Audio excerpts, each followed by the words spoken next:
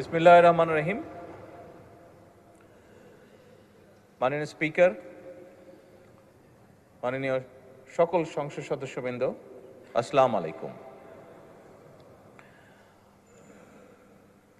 মাননীয় স্পিকার, শুরুতেই আমি প্রথমেই আজকে আমার সকল সংসদ সদস্য সহকর্মীবৃন্দকে ধন্যবাদ জানাতে চাই।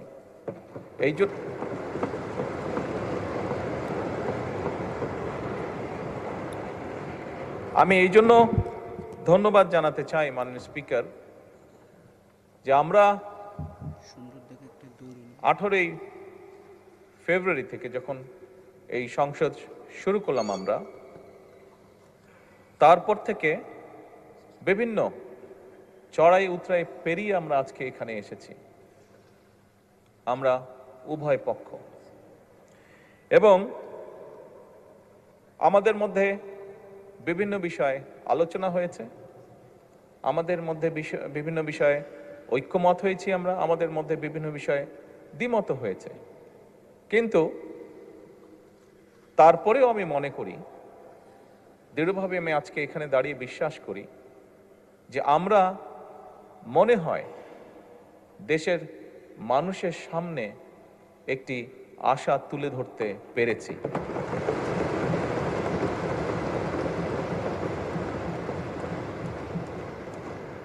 সম্মানিত বিরোধী দলীয় নেতা ওনার বক্তব্যে একটি কথা বলেছেন, খুব স্বাভাবিকভাবে আমরা যদি সকলে একমতই হতাম তাহলে তো একজন ব্যক্তিই কথা বললেই হতো, সবার বিভিন্ন বিষয়ে আলোচনা করার প্রয়োজন হতো না।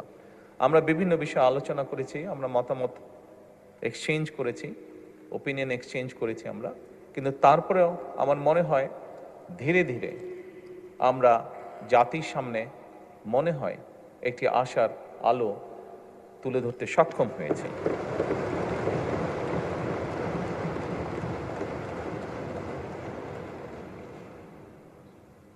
মাননীয় স্পিকার, আমরা যে কাজটি করতে সক্ষম হয়েছি এটা যে শুধুমাত্র আমাদের নিজেদের জন্যই করতে সক্ষম হয়েছি তার জন্য নয়, তা নয়। আমি মনে করি এটিতে সবচেয়ে বড় যদি ক্রেডিট দিতে হয় তাহলে এই দেশের সাধারণ মানুষ যারা আছে, এই দেশের নাগরিক যারা আছে, 20 কোটি মানুষ, তাদের প্রত্যেককে এই ক্রেডিটটা দেওয়া উচিত। কারণ তাদের সহযোগিতার কারণেই আজকে আমরা উভয় পক্ষ এখানে বসে সুন্দরভাবে আলোচনা করে দেশকে একটি সামনের দিকে নিয়ে যাবার পথ হয়তো তৈরি করতে পারছি। মাননীয় স্পিকার, এখানে প্রত্যেকটি মানুষ, দেশের বিবেকবান প্রত্যেকটি মানুষ, প্রত্যেকটি শ্রেণী পেশার মানুষ ওয়াকিফাল আছেন যে কি প্রেক্ষাপটে যখন 5ই আগস্ট ঘটেছিল তখন দেশের রাজনৈতিক অবস্থা, দেশের সামাজিক অবস্থা, দেশের অর্থনীতি, দেশের শিক্ষা, স্বাস্থ্য, যাই বলি না কেন, একটি দেশকে ঘিরে প্রত্যেকটি কি শোচনীয় অবস্থায় ছিল। সেখান থেকে পর্যায়ক্রমিকভাবে আমরা দেশে একটি গণতান্ত্রিক অবস্থা তৈরি করতে সক্ষম হয়েছি, যেখানে সংসদে বসে প্রত্যেকটি সদস্য, রাজনৈতিক দলের সদস্যই হোক, ইন্ডিপেন্ডেন্ট বা স্বতন্ত্র সদস্যই হোক না কেন, প্রত্যেকটি সদস্য বসে সিভিলাইজড ওয়েতে, সভ্যভাবে আমরা দেশের মানুষের স্বার্থ নিয়ে আলোচনা করছি এবং সিদ্ধান্ত গ্রহণ করছি আমরা। সেজন্যই আমি সকলকে আবার আন্তরিকভাবে ধন্যবাদ জানাতে চাই। মাননীয় স্পিকার, স্বাভাবিকভাবেই দেশের আইন কানুন, রাষ্ট্র ব্যবস্থা, সরকার ব্যবস্থা, সংসদীয় ব্যবস্থা, যেটাই বলি না কেন, আজকে যে কারণে আমরা সকলে এখানে একত্রিত সেটি হচ্ছে বাজেট উপস্থাপন। খুব স্বাভাবিকভাবেই রাষ্ট্র ব্যবস্থায় বাজেট একটি অত্যন্ত গুরুত্বপূর্ণ বিষয়। মাননীয় স্পিকার, সংসদের সময় অত্যন্ত মূল্যবান। আমরা দেশের অতীত, বর্তমান, ভবিষ্যৎ নিয়ে অনেক আলোচনা করেছি, অনেক বক্তব্য রেখেছি। অতীত কি হয়েছে, ভালো মন্দ কি হয়েছে, আমি সেই ডিবেটে আর যাব না। আমাদেরকে অবশ্যই সামনে চলতে হবে, আমাদেরকে অবশ্যই আমরা অতীতে দেখেছি, দুঃখজনকভাবে একটি চিত্র বারবার দেখেছি আমরা, সেটি হচ্ছে যত না আমরা ভবিষ্যৎ নিয়ে আলোচনা করেছি তার থেকে বেশি আমরা অতীত নিয়ে আলোচনা করেছি।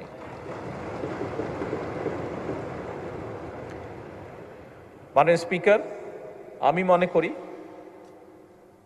আজকে দেশের প্রত্যেকটি মানুষ চায় যে আমরা ভবিষ্যৎ নিয়ে কথা বলবো।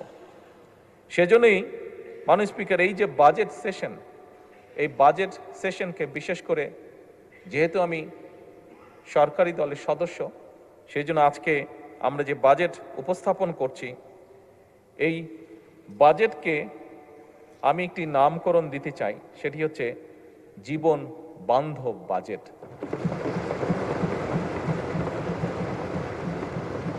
মাননীয় স্পিকার, বাস্তবতা হচ্ছে খুব স্বাভাবিকভাবে যেহেতু বাজেটটি সরকারি দল উপস্থাপন করছে, আমরা স্বাভাবিকভাবেই চেষ্টা করব যে একটি সুন্দর, একটি স্বাভাবিক, একটি বাস্তবমুখী বাজেট উপস্থাপন করার জন্য। আমি বুঝি, আমি জানি, আমরা যে যত সুন্দর বাজেটই উপস্থাপন করি, যে যেটাই বলি না কেন, আমার মনে হয় এই কথাটিও বোধহয় মাননীয় বিরোধী দলের নেতা বলেছেন, যাই আমরা উপস্থাপন করি কারণ সবকিছু কোনটা দিলেই যে সবকিছু একদম ঠিক হয়ে যাবে তা নয়, তা নয়। বাস্তবতা অনেক কঠিন।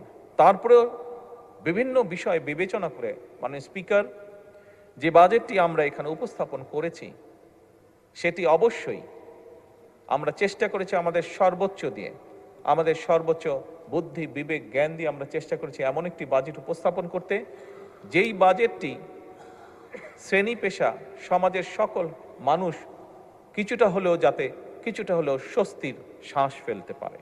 মাননীয় স্পিকার, এই বাজেটটি যেদিন উপস্থাপন করা হয়, মাননীয় অর্থমন্ত্রী যখন বাজেটটি উপস্থাপন করেছিলেন, অনেকগুলো বিষয়ের মধ্যে আমরা দেখেছিলাম সেদিন আমাদের বোনেরা একটি বিষয়ে জানার পরে অত্যন্ত জোরালোভাবে শুভেচ্ছা জানিয়েছেন উভয় পক্ষের। সেটা হচ্ছে যে নিত্য প্রয়োজনীয় যেসব জিনিস আছে, নিত্য প্রয়োজনীয় বলতে যা আমরা সাধারণত বুঝে থাকি, এরকম 61 পণ্যের উপর বলা যায় সম্পূর্ণভাবে আগে যা ট্যাক্স ছিল সেগুলো প্রত্যাহার করে নেওয়া হয়েছিল।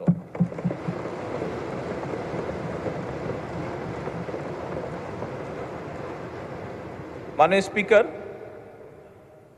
এটি আমি গৌরব করে বলতে চাই না, তবে বাস্তবতার ভিত্তিতে বলতে চাই, এবং তার জন্য সর্বোপরি আমি প্রথমেই আল্লাহ রব্বুল আলমিনের দরবারে শুকরিয়া আদায় করতে চাই যে এই শুল্ক প্রত্যাহার করার ফলে আমরা অতীতে খেয়াল করেছি যে বাজেট উপস্থাপনের আগে এবং বাজেট উপস্থাপনের পরে, আগে পরে দুদিকটি অনেক নিত্য প্রয়োজনীয় জিনিসের দাম হঠাৎ করে কোনো কারণ ছাড়া বেড়ে যেত। তবে আলহামদুলিল্লাহ, আল্লাহর রহমতে এবছর আমরা সেরকম কোনো দৃশ্য দেখিনি।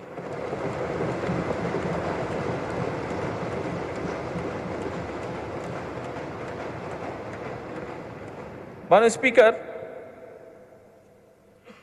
একটি রাজনৈতিক দল হিসেবে, একটি রাজনৈতিক সরকার হিসাবে আমরা মনে করি আমাদের জনগণের প্রতি যে দায়িত্ব, তার একটু হলেও আমরা হয়তো পূরণ করতে সক্ষম হয়েছি, কিছুটা হলেও আমরা জনগণকে রিলিফ দিতে পেরেছি।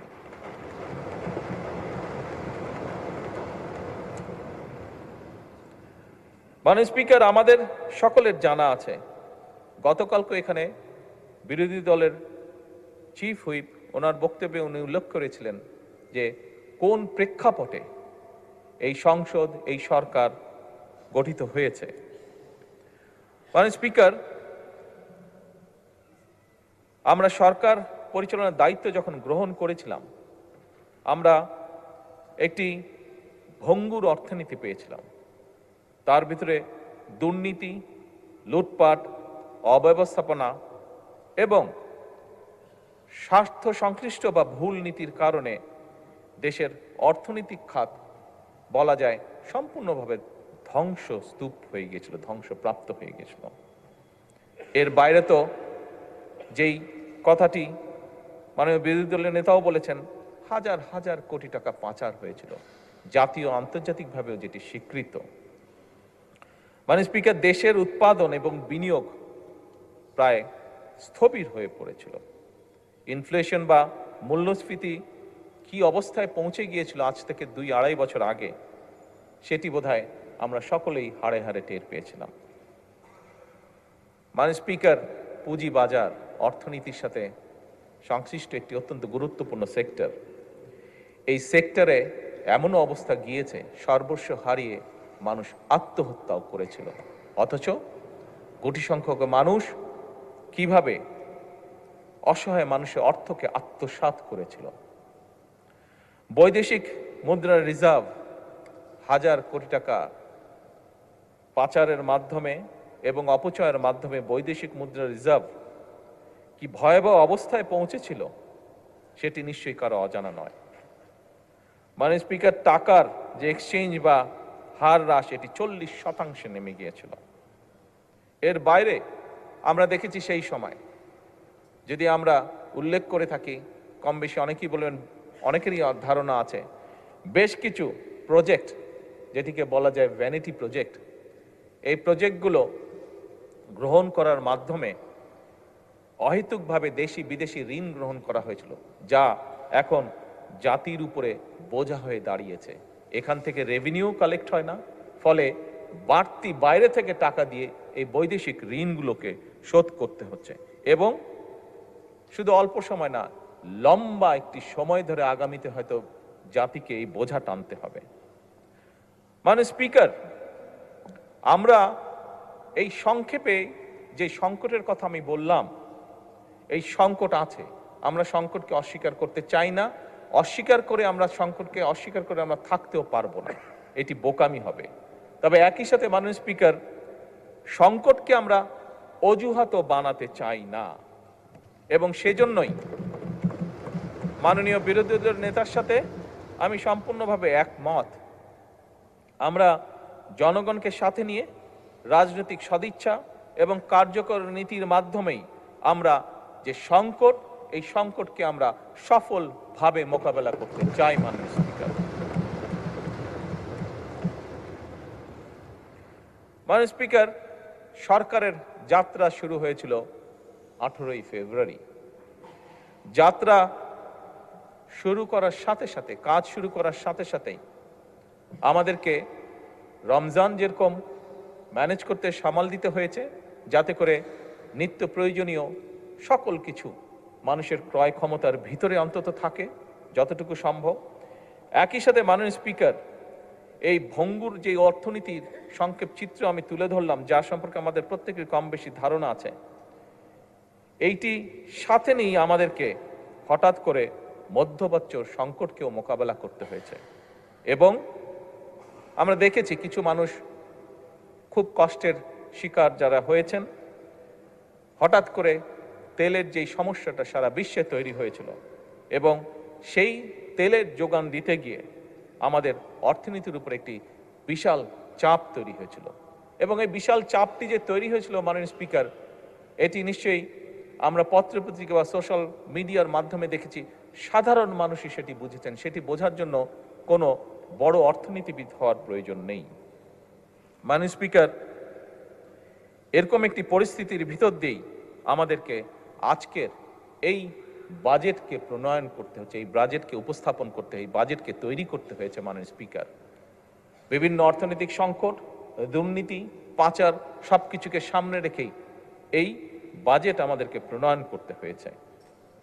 মাননীয় স্পিকার, আগেই আমি বলেছি যে আমরা একটি রাজনৈতিক দল। 12ই ফেব্রুয়ারি অবাধ এবং সুষ্ঠু নির্বাচনের মাধ্যমে বাংলাদেশের মানুষ আমাদেরকে দায়িত্ব অর্পণ করেছে, আমাদেরকে তারা দায়িত্ব দিয়েছে। তারা যাকে যেখানে, এই দেশের মানুষ যাকে যেখানে এই মুহূর্তে সঠিক মনে করেছে, তাকে দায়িত্ব দিয়ে সেখানেই তারা পাঠিয়েছে। মাননীয় স্পিকার, যে আস্থা মানুষ আমাদের উপরে রেখেছে, সেই আস্থা বা দায়িত্ব রক্ষা করা, পালন করা আমাদের পবিত্র দায়িত্ব, এবং দেশের স্বার্থ রক্ষায় আমাদের প্রথম দর্শন হলো সবার আগে বাংলাদেশ।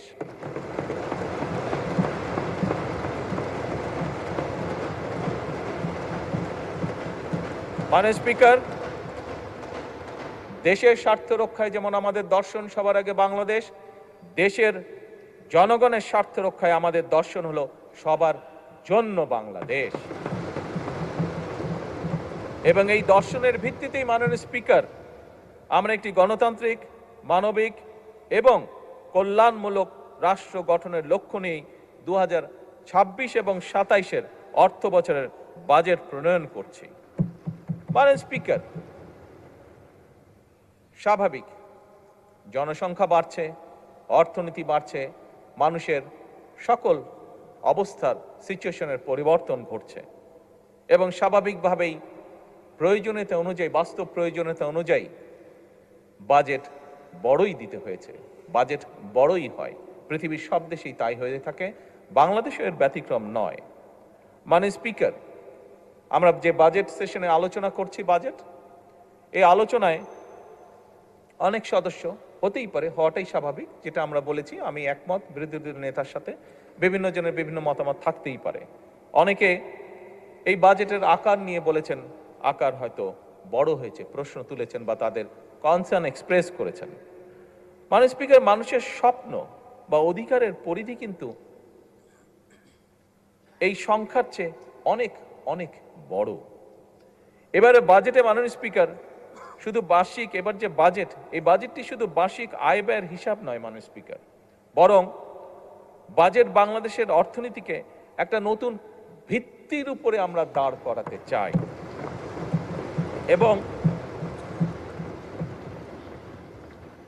এবং সেজন্যই মাননীয় অর্থ এবং পরিকল্পনা মন্ত্রী জাতীয় সংসদে গণতান্ত্রিক, মানবিক ও অন্তর্ভুক্তিমূলক অর্থনীতির অভিযাত্রা শিরোনামে এই বাজেটটিকে উপস্থাপন করেছেন ওনার বক্তব্যে। মাননীয় স্পিকার, এইবার যে আমরা যে বাজেটটি উপস্থাপন করছি, এই বাজেটের অন্য একটি গুরুত্বপূর্ণ লক্ষ্য হচ্ছে অর্থনীতিকে কিছু মুষ্টিমেয় সুবিধাভোগীদের কবল থেকে বের করে নিয়ে এসে সাধারণ নাগরিকের, সকল নাগরিকের এতে অংশগ্রহণ করা এবং এর মাধ্যমে একটি ন্যায়ভিত্তিক, মানবিক, মর্যাদাপূর্ণ এবং অন্তর্ভুক্তিমূলক অর্থনৈতিক ব্যবস্থা গড়ে তোলা। মাননীয় স্পিকার, এবারের বাজেটের অন্যতম 3টি সবচেয়ে গুরুত্বপূর্ণ যে বিষয়, যেটির উপরে আমাদের সরকার জোর দিতে চাইছে, সেটি হচ্ছে প্রথমত দরিদ্র, নিম্ন আয় এবং ঝুঁকিগ্রস্ত মানুষের সামাজিক সুরক্ষা নিশ্চিত করে জীবনযাত্রার যে বোঝা, সেটিকে যতটুকু সম্ভব লাঘব করা।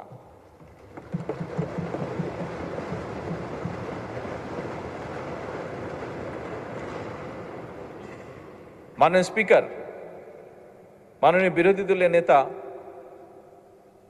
একটি কথা বলেছেন, স্বাভাবিকভাবে রাজনীতিতে থাকে, উনি বলেছেন কুচি কাটা করার কথা রাজনৈতিক ভাষায়, হ্যাঁ, কুচি কুচি করা উনি বলেছেন বিভিন্ন বক্তব্যে, বিবৃতির মাধ্যমে।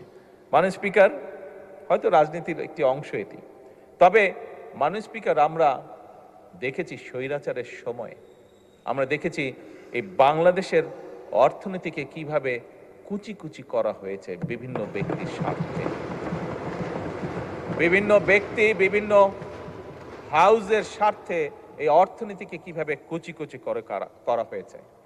মাননীয় স্পিকার, এবারকার বাজেটের অন্যতম মূল লক্ষ্য হচ্ছে অর্থনীতিতে ধীরে ধীরে শৃঙ্খলাকে ফিরিয়ে নিয়ে আসা।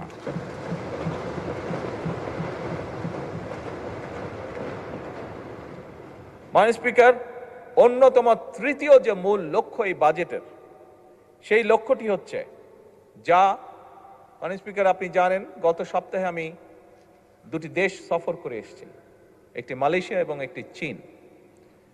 একটি আন্তর্জাতিক গণমাধ্যম তাদের পর্যালোচনায় বলেছে যে এবারকার সফরটির লক্ষ্য, উদ্দেশ্য, কথাবার্তা শুনে মনে হচ্ছে যে বাংলাদেশ সরকার এই দেশের অর্থনীতির উপরে জোর দিয়েছে এবং বিনিয়োগের উপরে তারা জোর দিয়েছে। এটি হচ্ছে তাদের একটি আন্তর্জাতিক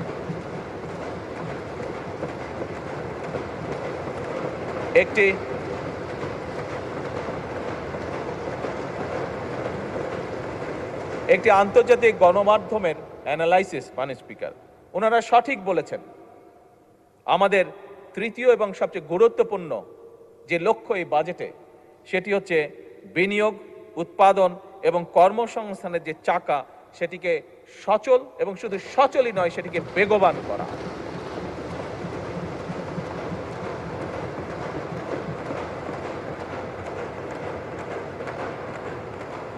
মাননীয় স্পিকার, 2026-27 অর্থ বছরের যে বাজেটের আকার ধরা হয়েছে সেটি হচ্ছে 9,38,000 কোটি টাকা, যার বিপরীতে আয় ধরা হয়েছে, রাজস্ব আয় ধরা হয়েছে 6,95,000 কোটি টাকা।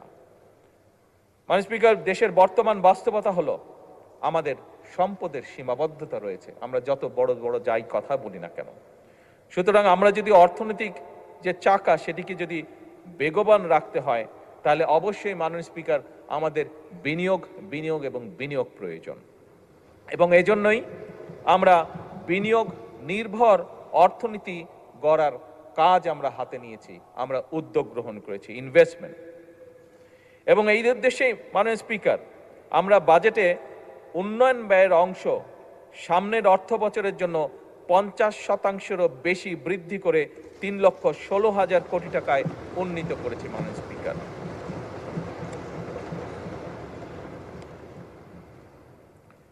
আবারও আমি মাননীয় বিরোধী দলের একটি কথাকে কোট করে বলতে চাই যে আমাদের লক্ষ্যই হচ্ছে জনগণের অর্থ জনগণের কল্যাণে, উৎপাদনশীল খাতে ব্যয় হবে, এটিই আমাদের নীতি, এটি আমাদের লক্ষ্য। মাননীয় স্পিকার, সরকারি বিনিয়োগের ক্ষেত্রে কোন প্রকল্পে কত টাকা ব্যয় হলো সেটি আমরা সেভাবে বিবেচনায় নিতে চাই না, বরং আমাদের বিবেচনাটি হচ্ছে একটি প্রকল্পে যদি বিনিয়োগ হয়, সেই বিনিয়োগ এবং উৎপাদন কি ভূমিকা রাখবে মানুষের জীবনে, জনগণের কতটা উপকারে আসবে, কি পরিমাণ কর্মসংস্থান সেটি তৈরি করবে এবং তা পরিবেশের উপরে কি প্রভাব ফেলবে, এই বিষয়গুলোই হচ্ছে আমাদের বিবেচনা প্রকল্পের।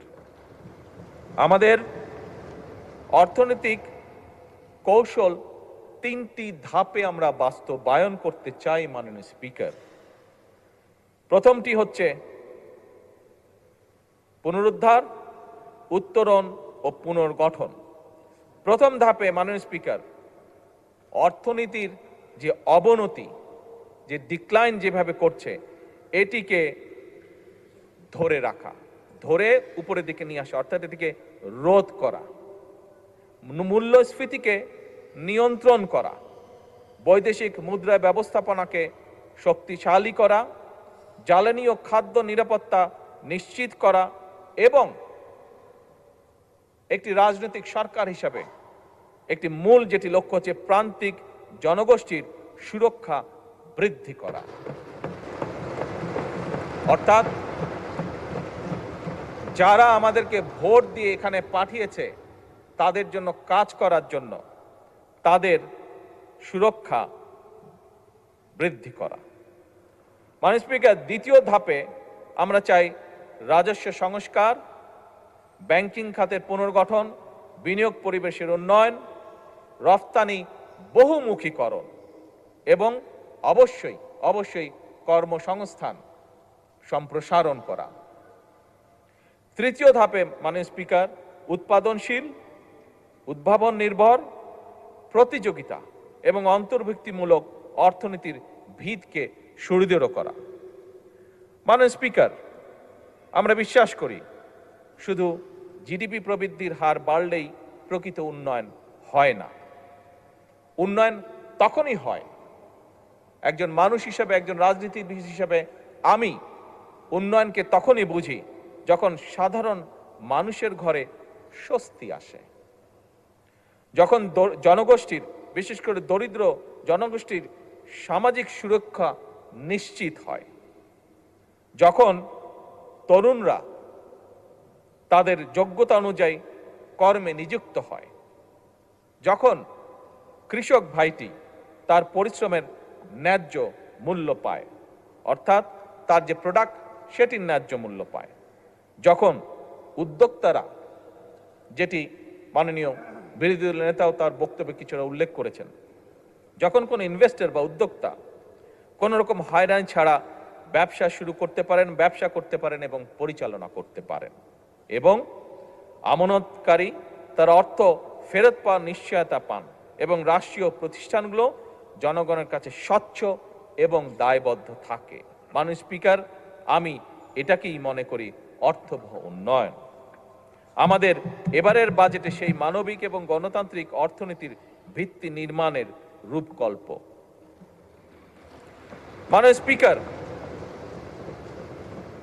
মাননীয় স্পিকার, স্বাভাবিকভাবেই অর্থনীতি একটি সিরিয়াস ম্যাটার। আমরা সেই জন্য পরিকল্পনা গ্রহণ করে পরিকল্পনার মাধ্যমে আমরা এগোতে চাই, এবং সেজন্যই আমরা এমন একটা অর্থনৈতিক ব্যবস্থা বা অর্থনীতি গড়ে তুলতে চাই যেখানে মাননীয় স্পিকার ঋণ নয়, উৎপাদন হবে বিনিয়োগ নির্ভর, কাগজে প্রবৃদ্ধি নয়, বরং কর্মসংস্থান এবং জনগণের জীবনযাত্রার মান হবে উন্নয়নের বড় সূচক। মাননীয় স্পিকার, বাংলাদেশ, যে বাংলাদেশকে নিয়ে আমরা অনেক কিছু ভাবি, অনেক চিন্তা করি, এমন একটি বাংলাদেশকে আমরা গড়তে চাই, এমন একটি বাংলাদেশকে আমরা গড়ে তুলতে চাই যেখানে আমাদের তরুণরা তারা চাকরির জন্য বছরের পর বছর অপেক্ষা করবে না, বরং তার মেধা, দক্ষতা এবং উদ্যোক্তা দিয়ে তার যে উদ্যমী যেই শক্তিটি আছে সেটি দিয়ে নিজেই নিজের কর্মসংস্থান সৃষ্টি করতে পারবে। এবং মাননীয় স্পিকার, সে কারণেই আপনি খেয়াল করে দেখবেন এবারের বাজেটে আমরা যেটি চেষ্টা করেছি, মাননীয় স্পিকার, 100% সফল এখনো হয়তো আমরা হতে পারিনি, কিন্তু আমরা যে উদ্যোগটা গ্রহণ করেছি, যে চেষ্টা করেছি, সেটি হচ্ছে দেশীয় শিল্পকে বিকাশের জন্য আমরা সব রকম প্রাধান্য দেওয়ার চেষ্টা করেছি।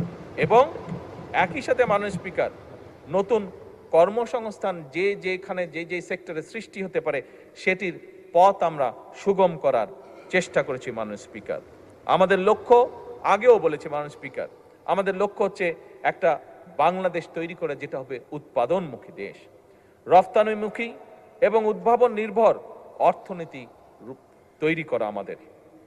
এবং এ কারণেই কিন্তু মাননীয় স্পিকার, এখানেও আমি বলেছি, আমাদের শিল্পমন্ত্রী ওনার একটি বক্তব্যে কয়েকদিন আগে বলেছেন, আমরা যে সকল বাস্তবায়নের জন্য এই অর্থনীতির যে গতি চাকা, এটিকে বেগবান করার জন্য মাননীয় স্পিকার, আমরা বন্ধ এবং রুগ্ন যে শিল্প কারখানাগুলো আছে সেগুলো চালু করার বিভিন্ন রকম উদ্যোগ আমরা গ্রহণ করেছি। মাননীয় স্পিকার,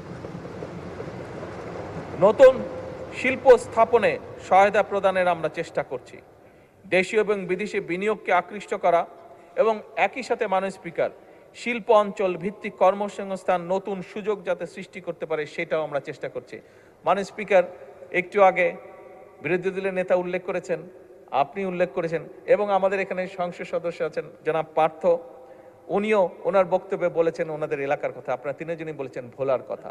মাননীয় স্পিকার, যেহেতু এই বিষয়টি এসছে, আমি ওদিন বলেছিলাম যে একটি পরিকল্পনা আমাদের আছে, যেহেতু ওখানে গ্যাস পাওয়া গিয়েছে, এনার্জি পাওয়া গেছে, আমরা ওখানে শিল্প পার্ক তৈরি করতে পারি কিনা সেই ব্যবস্থা পরিকল্পনা অলরেডি আমরা গ্রহণ করছি।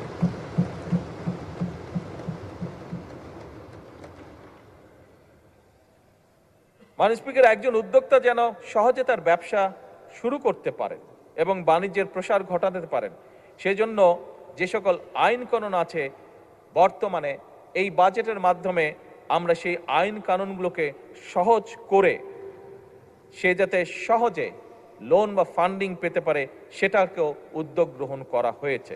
এবং একই সাথে মাননীয় স্পিকার, উৎপাদিত যে পণ্য সেটার বাজার বৃদ্ধিতে সহায়তা করার যে সকল বাস্তব পদক্ষেপ গ্রহণ করা যায় আমরা সেই পদক্ষেপ গ্রহণ করছি পর্যায়ক্রমিকভাবে। মাননীয় স্পিকার, এগুলো তো গেল প্রচলিত শিল্পের কথা। কতগুলো শিল্প আছে যেগুলো নিয়ে সাধারণত আমরা কথা বলি না, হয়তো সেমিনার সিম্পোজিয়ামে আমরা সেগুলো নিয়ে আলাপ করি, কিন্তু এই শিল্পগুলোর গুরুত্ব কিন্তু অপরিসীম। আমরা সেভাবে দেখি না বা চিন্তা করি না বলে আমরা সেটা হয়তো অনেক সময় বুঝে উঠতে পারি না। এই শিল্পগুলোর সাথে বিরাট একটি অংশ জড়িত আছে, যার মধ্যে বিরাট একটি অংশ হচ্ছেন আমাদের মা বোনেরা। একই সাথে অনেক তরুণ তরুণীও এই শিল্পগুলির সাথে জড়িত, মাননীয় স্পিকার। এবং এই খাতটির যে নামে পরিচিত সেটিকে বলে ক্রিয়েটিভ ইকোনমি। মাননীয় স্পিকার, কেউ কেউ হয়তো জিজ্ঞেস করতে পারেন এই ক্রিয়েটিভ ইকোনমির মধ্যে কারা কারা পড়তে পারে। এর মধ্যে মাননীয় স্পিকার চলচ্চিত্র পড়ে, থিয়েটার পড়ে, সঙ্গীত পড়ে, ডিজিটাল কন্টেন্ট পড়ে, ওটিটি পড়ে, গেমিং পড়ে, ডিজাইন পড়ে, ফ্যাশন পড়ে, সফটওয়্যার পড়ে, পর্যটন, এমনকি খেলাধুলা, এই সকল সেক্টরগুলি এর মধ্যে মোটামুটিভাবে ইনক্লুডেড। মাননীয় স্পিকার, এই সেক্টরগুলোর মধ্যে লক্ষ কোটি মানুষ জড়িত। আমরা এই সেক্টরগুলোর উপরে জোর দিতে চাই এবং এখান থেকে এই সেক্টরগুলোকে আমরা আরো ভাইব্রেন্ট করে গড়ে তুলতে চাই। এবং সে কারণেই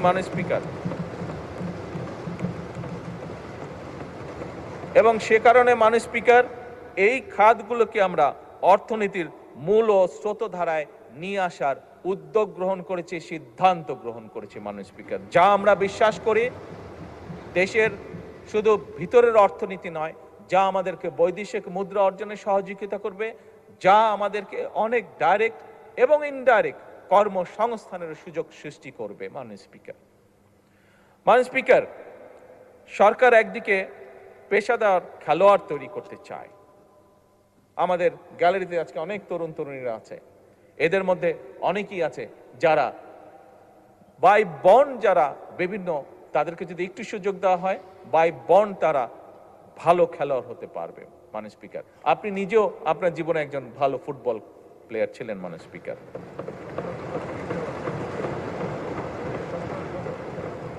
স্পিকার, এই লক্ষ্যে ক্রীড়ার বিভিন্ন ইভেন্টে দেশে বিদেশে সাফল্য অর্জনকারী যে খেলোয়াড় আছে, মাননীয় স্পিকার, এইবারই প্রথমবারের মতন আমরা একটা জাতীয় সম্মানী কাঠামোর আয়তায় এদেরকে নিয়ে এসেছি এবং তাদেরকে আমরা অর্থনৈতিক সহায়তা প্রদান করছি।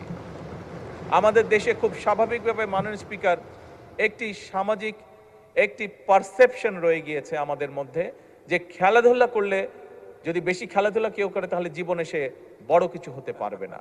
কিন্তু মাননীয় স্পিকার, খেলাধুলাও যে একটি প্রফেশন হতে পারে, এটি আমার মনে হয় এই সংসদে বোধহয় আপনি খুব হাতে গোনা দুই একজনের মধ্যে আপনি একজন মানুষ যে ভালো করে জানেন যে খেলাধুলা ক্যান বিকাম এ প্রফেশন। এবং আমরা এটিকে, মাননীয় স্পিকার, এটিকে আমরা তুলে ধরতে চাই। এই খেলাধুলার প্রফেশন হতে, এর মাধ্যমে আমরা আমাদের ভবিষ্যৎ প্রজন্মের যারা সদস্য তাদেরকে, যারা এই খেলাধুলায় ভালো, তাদেরকে আমরা প্যাট্রোনাইজ করতে চাই, তাদেরকে সেইটাকে পেশা হিসেবে আমরা শক্তিশালীভাবে গড়ে তুলতে চাই। মাননীয় স্পিকার, অপরদিকে দেশে খেলাধুলায় যে শিক্ষা কারিকুলামে আমরা স্পোর্টসকে একটি বিষয় হিসেবে অন্তর্ভুক্ত করতে চাই। আমাদের যে রেগুলার কারিকুলাম আছে তার মধ্যে আমরা স্পোর্টসকে নিয়ে আসতে চাই। এই ব্যাপারে কাজ চলছে, ইনশাল্লাহ আগামী এক বছরের মধ্যে আমরা এটার প্রতিফলন দেখতে পাবো। মাননীয় স্পিকার, নতুন কুড়ি আমরা যারা আছি, আপনারা সহ মাননীয় স্পিকার, যে এইজ গ্রুপটা আছে, আমরা কম বেশি সবাই নতুন কুড়ি শব্দটির সাথে পরিচিত, যেটি শহীদ রাষ্ট্রপতি জিয়াউর রহমান চালু করেছিলেন এই দেশের সেই সময়কার শিশু কিশোর যারা ছিল, তাদের ভিতরে যে প্রতিভা ছিল, সেই প্রতিভাগুলো, কালচারাল প্রতিভা যেগুলো ছিল, সেটিকে বের করে নিয়ে আসা, তাদেরকে আরো কনফিডেন্ট ভাবে গড়ে তোলা।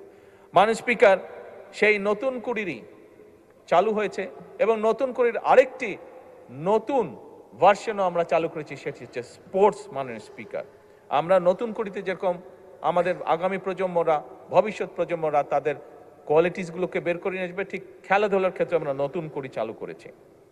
এর মাধ্যমে মাননীয় স্পিকার, এই খাতগুলোর অর্থনীতি একটি নতুন খাত হিসেবে বিকশিত হওয়ার পাশাপাশি এর মাধ্যমে সারা দেশের তরুণদের মধ্যে আয় এবং কর্মসংস্থান সৃষ্টি হবে। এবং একই সাথে মাননীয় স্পিকার, দৃঢ়ভাবে আমি বিশ্বাস করি সামাজিক ও সাংস্কৃতিক একত্রতা এবং সংহতি বৃদ্ধি পাবে। মাননীয় স্পিকার, মাননীয় বিরোধী দলীয় নেতা তার বক্তব্যে উল্লেখ করেছেন, আমরা সকলেই জানি যে বাংলাদেশের যে শ্রম বাজার বিদেশে আছে, এটির উদ্যোক্তা ছিলেন শহীদ রাষ্ট্রপতি জিয়াউর রহমান। শহীদ রাষ্ট্রপতি জিয়াউর রহমানের সময় মধ্যপ্রাচ্য সহ, বিশেষ করে মধ্যপ্রাচ্য, পৃথিবীর অন্য দেশ তো অবশ্যই আছে, বাট বিশেষ করে মধ্যপ্রাচ্য এবং মধ্যপ্রাচ্যের বাইরেও বিভিন্ন দেশে সেই সময় বাংলাদেশ থেকে বিভিন্ন শ্রেণী পেশার মানুষ তাদের কর্মসংস্থান নিয়ে সেখানে গিয়েছিল। মাননীয় স্পিকার, শহীদ জিয়ার সেই ধারাবাহিকতাটাকে রক্ষা করে বর্তমান সরকার বৈশ্বিক শ্রমবাজারে আরো বেশি সংখ্যক দক্ষ জনশক্তি জন্য নতুন নতুন বৈদেশিক কর্মসংস্থানের সুযোগ সৃষ্টি করার চেষ্টা করছে মাননীয় স্পিকার। এবং শুধু তাই নয়, প্রবাসী বাংলাদেশিরা আমরা জানি আমাদের অর্থনীতিতে একটি শক্তিশালী ভূমিকা রাখেন এবং সে কারণে মাননীয় স্পিকার আমরা কাজ করছি এই যে প্রবাসীরা যখন দেশে ফিরেন তাদের বা বিদেশেই থাকেন তাদেরকে অনেক সময় অনেক সমস্যার সম্মুখীন হতে হয়। এই সমস্যার সম্মুখীন যেগুলা তারা হন এইগুলো যাতে কিছুটা হলেও তাদেরকে আমরা রিলিফ দিতে পারি, সেই জন্য মাননীয় স্পিকার আমরা একটি কার্ডের উপরে কাজ করছি যেটির নাম আমরা দিয়েছি প্রবাসী কার্ড। এবং এই কার্ডের মাধ্যমে আমরা তাদেরকে তাদের যে প্রাত্যহিক যে সমস্যাগুলো সেগুলো কিভাবে তাদেরকে রিলিফ দেওয়া যায় সেখানে সেই ব্যবস্থাটি আমরা রাখছি। মাননীয় স্পিকার, যে কোনো দেশের অর্থনীতি বিদ্যুৎ ও জ্বালানির উপরে ভীষণভাবে নির্ভরশীল, যে দেশের কথাই বলি না কেন। মাননীয় স্পিকার, তাই জ্বালানি নিরাপত্তা নিশ্চিত করা শুধু একটা অর্থনৈতিক বিষয় নয়, বরং এটির সাথে জাতীয় নিরাপত্তা ও ভবিষ্যৎ উন্নয়ন ভিত্তি এটা। মাননীয় স্পিকার, বর্তমান সরকার দায়িত্ব গ্রহণের সময় এমন একটি জ্বালানি খাত পেয়েছে যেটি নিয়ে গতকালকে আমরা এই সংসদে আলোচনা করেছি, যেই খাতের মাননীয় স্পিকার সীমাহীন দুর্নীতি ঘটেছে, সীমাহীন এমন দুর্নীতি ঘটেছে মাননীয় স্পিকার, ঘটনাগুলো শুনলে জানলে রীতিমতন গা শিউরে ওঠে কিভাবে এই দেশের জনগণের অর্থর অপচয় করা হয়েছে। দীর্ঘদিনের ভুল ও প্ল্যানহীন বা অপরিকল্পিত সিদ্ধান্ত অথবা উদ্দেশ্যমূলক ব্যয়বহুল চুক্তি এবং দেশীয় অনুসন্ধানে চরমভাবে অবহেলা করা হয়েছে। বিভিন্ন বিদেশি কোম্পানিকে বিভিন্ন ফিল্ডগুলো দিয়ে দেওয়া হয়েছে, আমাদের নিজেদের যে বাপেক্স আছে সেটিকে কোনো রকম উৎসাহ দেওয়া হয়নি, সেটির জন্য কোনো রকম কাজ করা হয়নি, শুধুমাত্র নিজেদের স্বার্থে, রাজনৈতিক স্বার্থে, ক্ষমতা ধরে রাখার স্বার্থে বিদেশি কিছু কোম্পানিকে সেই সুযোগগুলো দেওয়া হয়েছিল। মাননীয় স্পিকার, এই খাত বহুমাত্রিক সংকটে নিমজ্জিত। বর্তমান সরকার জ্বালানি খাতে শৃঙ্খলা প্রতিষ্ঠা করতে সব রকমের উদ্যোগ গ্রহণ করেছে। মধ্যপ্রাচ্য সংকট আমাদের সামনে মাননীয় স্পিকার আরেকবার প্রমাণ করেছে যে আমদানি নির্ভর জ্বালানি ব্যবস্থা আমাদের জন্য কতটা ঝুঁকিপূর্ণ বা যে কোনো দেশের জন্য কতটা ঝুঁকিপূর্ণ। এবং সেই কারণে সরকার জ্বালানির উৎস বহুমুখীকরণ, দেশীয় গ্যাস অনুসন্ধান, রিনিউয়েবল এনার্জির সম্প্রসারণ, জাতীয় গ্রিডকে মডার্নাইজ করা, জ্বালানি দক্ষতা বৃদ্ধির উপরে আমরা গুরুত্ব আরোপ দিয়েছি। কারণ আমরা যেই $1 ট্রিলিয়ন ইকোনমিকে এইম করছি সেটিকে যদি আমাদের বাস্তবায়ন করতে হয় মাননীয় স্পিকার, তাহলে অবশ্যই আমাদেরকে এনশিওর করতে হবে যাতে নির্বিঘ্ন জ্বালানি সাপ্লাই অব্যাহত থাকে।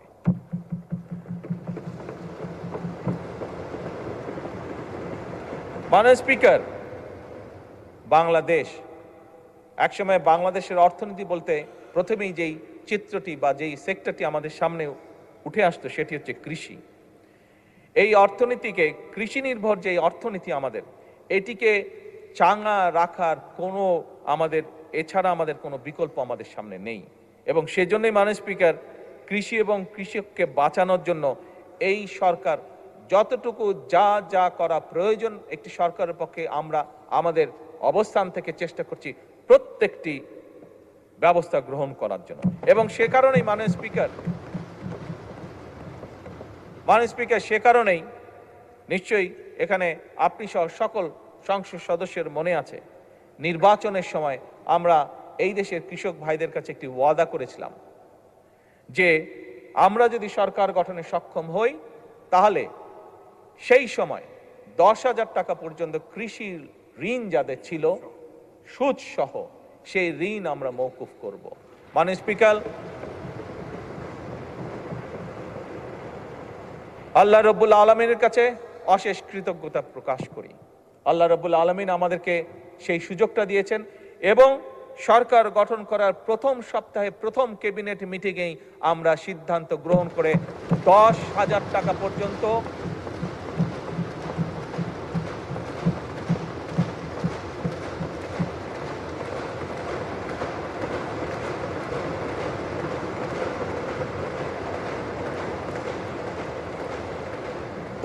টাকা পর্যন্ত সুদ সহ যে কৃষি ঋণ ছিল, প্রায় 13 লক্ষ কৃষকের সেই কৃষি ঋণ আমরা মওকুফ করেছি সরকার। মাননীয় স্পিকার, আমরা আরেকটি কমিটমেন্ট করেছিলাম এই দেশের কৃষক ভাইদের কাছে, যে তাদেরকে সহায়তা করার জন্য, তাদের পাশে দাঁড়ানোর জন্য সরকার তার সর্বোচ্চ সামর্থ্য নিয়ে তাদেরকে একটি কার্ড পৌঁছে দিতে চায়, যার মাধ্যমে বাৎসরিক তাদের কাছে সরাসরি সরকারের পক্ষ থেকে 2,500 টাকা পৌঁছে যাবে, যার মাধ্যমে তারা কিছুটা হলেও রিলিফ পাবে। মাননীয় স্পিকার, এই কার্ডের মাধ্যমে, যা বেশ কিছু লম্বা, এই কার্ডের মাধ্যমে আমরা কৃষক ভাইদের কাছে আরো 10টি, শুধু যে তাদের কাছে টাকা পৌঁছবে তা নয়, আরো 10টি সুবিধা আমরা পৌঁছে দিব। এবং মাননীয় স্পিকার, আপনি জানলে খুশি হবেন যে আগামী অর্থাৎ 2026-27 অর্থ বছরে ইনশাল্লাহ আমরা দেশের প্রায় 43 লক্ষ কৃষকের কাছে এই কার্ড পৌঁছে দেওয়ার পরিকল্পনা গ্রহণ করেছি।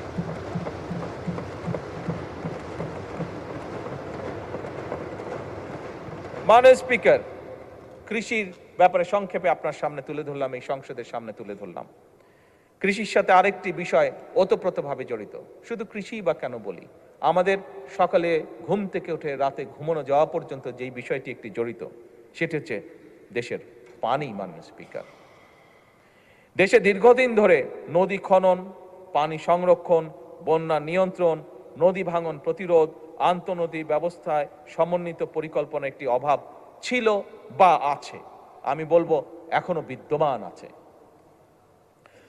মাননীয় স্পিকার, সুতরাং নদীর যে নাব্যতা, প্রায় আমরা দেখি নদীগুলোতে হয় বন্যা হচ্ছে অথবা নদীগুলোতে পানি শুকিয়েছে। সবকিছু মিলে নদীর যে নাব্যতা, এটি ফিরিয়ে এনে, এগুলোকে খনন করার মাধ্যমে এগুলোকে ফিরিয়ে এনে দেশে বন্যা খরা থেকে মুক্ত রেখে, একই সাথে মাননীয় স্পিকার, সারা বছর যাতে আমাদের কৃষক ভাইরা, মাননীয় স্পিকার, আমি এমন জায়গায়ও গিয়েছি যেখানে বর্ষাকালেও, যেখানে পানি থই থই করে বর্ষাকালে, সেখানেও আমরা দেখেছি অনেক খালে পানি থই থই করছে, কিন্তু খাল থেকে কিছু দূরে কৃষক পানির অভাবে তার জমিতে সেচ দিতে পারছে না।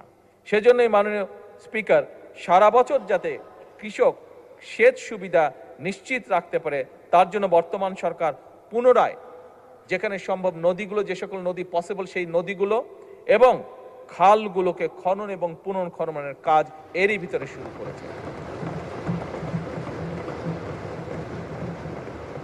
মাননীয় স্পিকার, আগামী 5 বছরে আমাদের পরিকল্পনা সমগ্র বাংলাদেশে ইনশাল্লাহ আমরা 20,000 কিলোমিটার খাল খনন করব।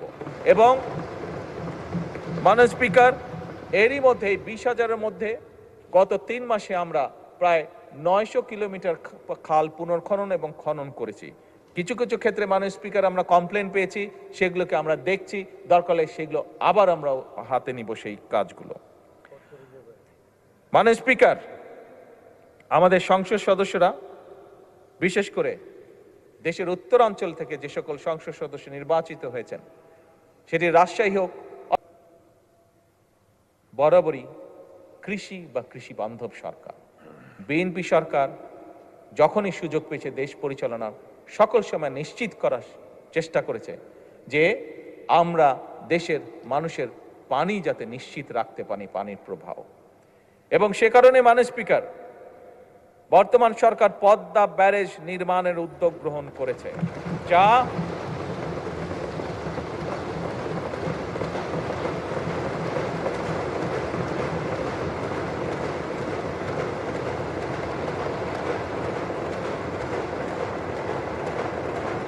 এই ব্যারেজ নির্মাণের মাধ্যমে বর্ষা মৌসুমে যে অতিরিক্ত পানি আমাদের কাছে আসে, সেই পানিটিকে আমরা ধরে রাখবো, যাতে করে শুষ্ক মৌসুম এবং বছরের বাকি সময়টা আমরা কৃষক সহ সকলের কাছে পানি সরবরাহ করতে পারি। মাননীয় স্পিকার, এবার আমি আরেকটু উত্তরের দিকে চলে যাই এবং সেই উত্তরে অবস্থান করছে আমাদের তিস্তা। মাননীয় স্পিকার, জাতীয় অগ্রাধিকার ভিত্তিতে ইনশাল্লাহ এই সরকার যে কোনো মূল্যে তিস্তা ব্যারেজ মহাপরিকল্পনা বাস্তবায়ন করবে।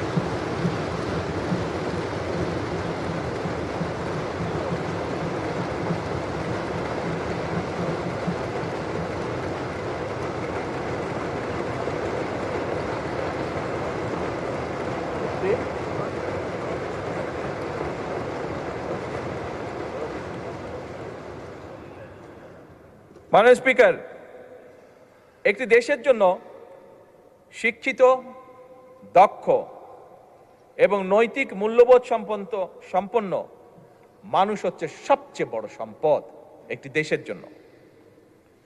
আমরা দেখেছি ফ্যাসিবাদের ১.৫ দশকে কিভাবে শিক্ষা ব্যবস্থাকে একদম পরিকল্পিতভাবে ধ্বংস করে দেওয়া হয়েছিল। মাননীয় স্পিকার, আমরা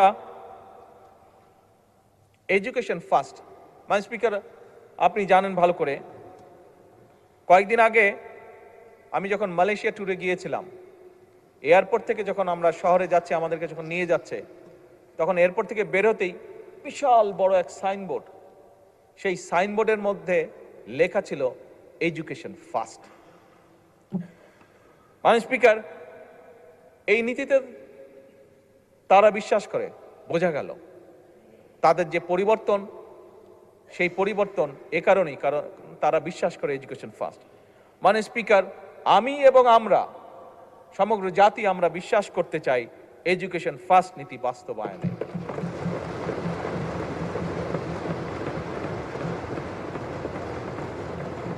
এবং সে কারণে মাননীয় স্পিকার, প্রস্তাবিত বাজেটে বর্তমান সরকার দেশের ইতিহাসে শিক্ষা খাতে সবচাইতে বেশি বরাদ্দ রেখেছে এবং মাননীয় স্পিকার, আগামী অর্থ বছরে শিক্ষা খাতে বরাদ্দ জিডিপির 2% উন্নীত করার প্রস্তাব করা আছে। এবং মাননীয় স্পিকার, আমরা আমাদের সর্বোচ্চ চেষ্টা দিয়ে, বর্তমান সরকার সর্বোচ্চ চেষ্টা দিয়ে, আমাদের লক্ষ্য থাকবে আগামী 5 বছরে শিক্ষা খাতের বিনিয়োগ জিডিপির 5% উন্নীত করা।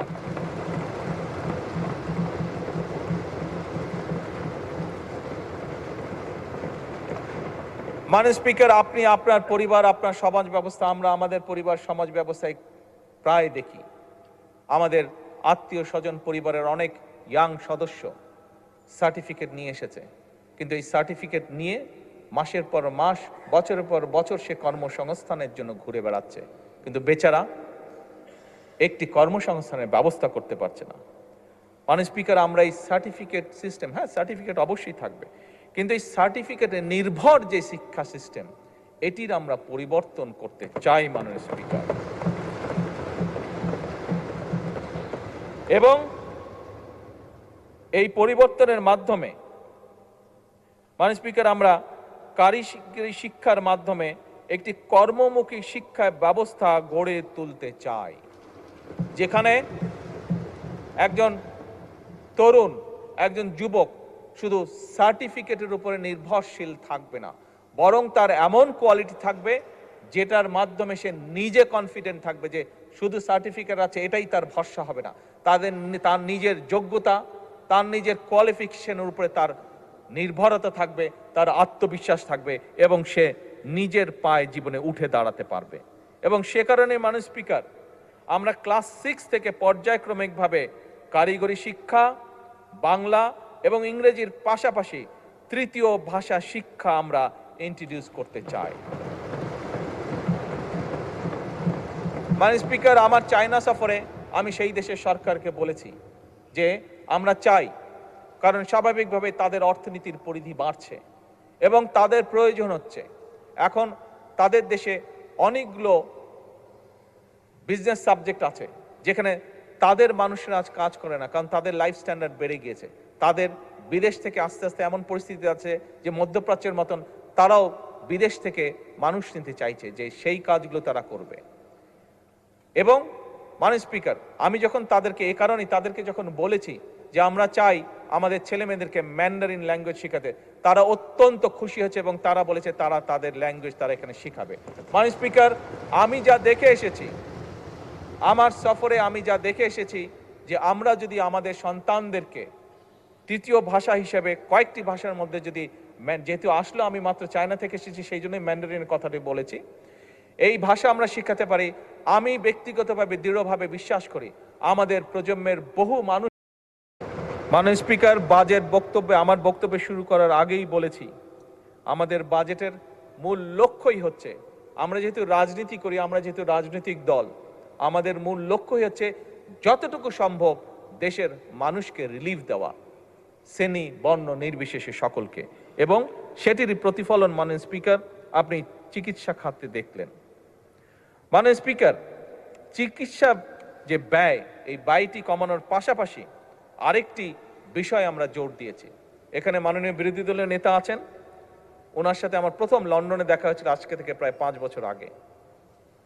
ওনার পরিবারের সদস্যরাও লন্ডনে থাকেন, উনি নিজে একজন চিকিৎসক, খুব সম্ভবত ওনার মেয়েও বোধহয় চিকিৎসক, আমি যতটুকু জানি। ছেলে চিকিৎসক ওনার, সবাই চিকিৎসক। আচ্ছা, ভেরি গুড, ভেরি গুড। মাননীয় বিরোধী দলীয় নেতা অবশ্যই ওয়াকিফাল আছেন, ওনার ধারণা আছে, যেহেতু উনি পরিবারের সাথে দেখা সাক্ষাৎ করার জন্য মাঝে সাঝে ইউকেতে যান, আমিও যেহেতু আনফর্চুনেটলি বহুদিন আমাকে থাকতে হয়েছে দেশে আসতে না পারার কারণে।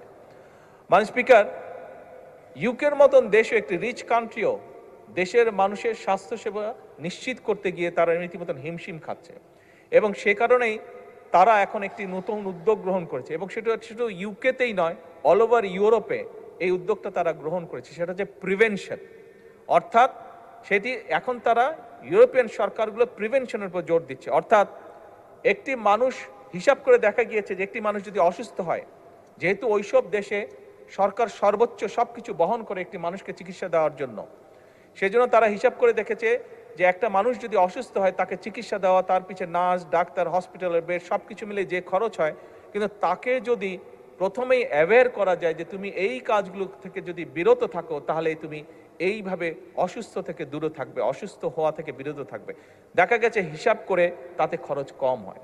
মাননীয় স্পিকার, আমরাও এখন সিদ্ধান্ত গ্রহণ করেছি যে স্বাভাবিকভাবে 20 কোটি মানুষের দেশ, এত মানুষকে চিকিৎসা সুবিধা দিতে গেলে মাননীয় বিরোধী দলের নেতা বলেছেন কিভাবে মানুষ ওয়ার্ড হসপিটালগুলোতে মাটিতে পর্যন্ত শুয়ে থাকে। বিরোধী দলের নেতার জানার জন্য বলছি, আমার কাছে একটি স্ট্যাটিস্টিক্স আছে, এটি সবার জানার জন্য বলছি। হিসাব করে দেখা গিয়েছে মোটামুটি ভাবে হাসপাতালগুলোতে, সারা বাংলাদেশের হাসপাতালগুলোতে মাটিতে শুয়ে থাকে প্রায় 40 লক্ষ মানুষ, 40 লক্ষ মানুষ যাদেরকে বেড দিতে পারে না। এখন এত বিশাল সংখ্যক জনসংখ্যার দেশ, স্বাভাবিকভাবে সরকারের, আমি বলেছি আমার বক্তব্যে, সরকারের সীমাবদ্ধতা আছে সম্পদের, রাষ্ট্রের সীমাবদ্ধতা আছে সম্পদের। সেজন্য আমরা উদ্যোগ গ্রহণ করেছি, আমরা মানুষকে বোঝাবো, মানুষকে অ্যাওয়্যার করবো যে কি অসুখ কাজ থেকে বিরত থাকলে, খাবার দাবার লাইফস্টাইল ফলো করলে অসুখ থেকে, অসুস্থ থেকে বিরত থাকা যায়, বেঁচে থাকা যায়, নিজে সুস্থ থাকা যায়। এবং সেই জন্যই মাননীয় স্পিকার, আমরা prevention is better then cure এই পলিসি আমরা বাস্তবায়ন করতে চাইছি, এবং সে কারণেই আমরা সমগ্র বাংলাদেশে 1 লক্ষ হেলথ কেয়ারার বা হেলথ ওয়ার্কার নিয়োগ দেওয়ার পরিকল্পনা গ্রহণ করেছি, যারা গ্রামে গ্রামে ঘরে ঘরে যাবে, আমাদের মায়েদেরকে বোঝাবে, বোনেদেরকে বোঝাবে, কারণ মা বোনেরাই পরিবারের স্বাস্থ্য, খাবার দাবার, হাইজিন সবকিছু কম বেশি খেয়াল রাখেন।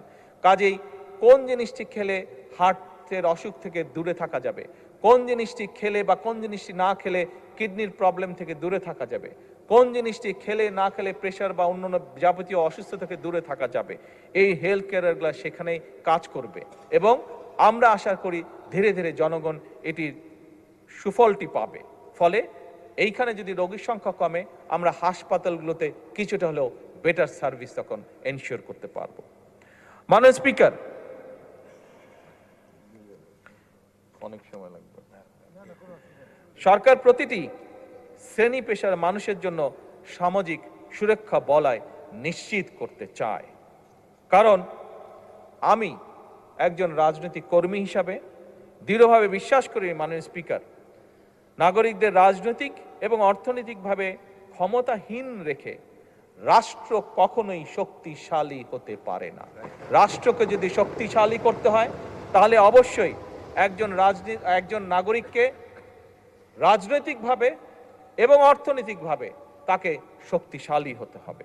এবং এই কারণেই মাননীয় স্পিকার, বর্তমান সরকার সমাজে নারীদেরকে অর্থনৈতিকভাবে ক্ষমতায়ন বা এম্পাওয়ার্ড নিশ্চিত করতে চায়।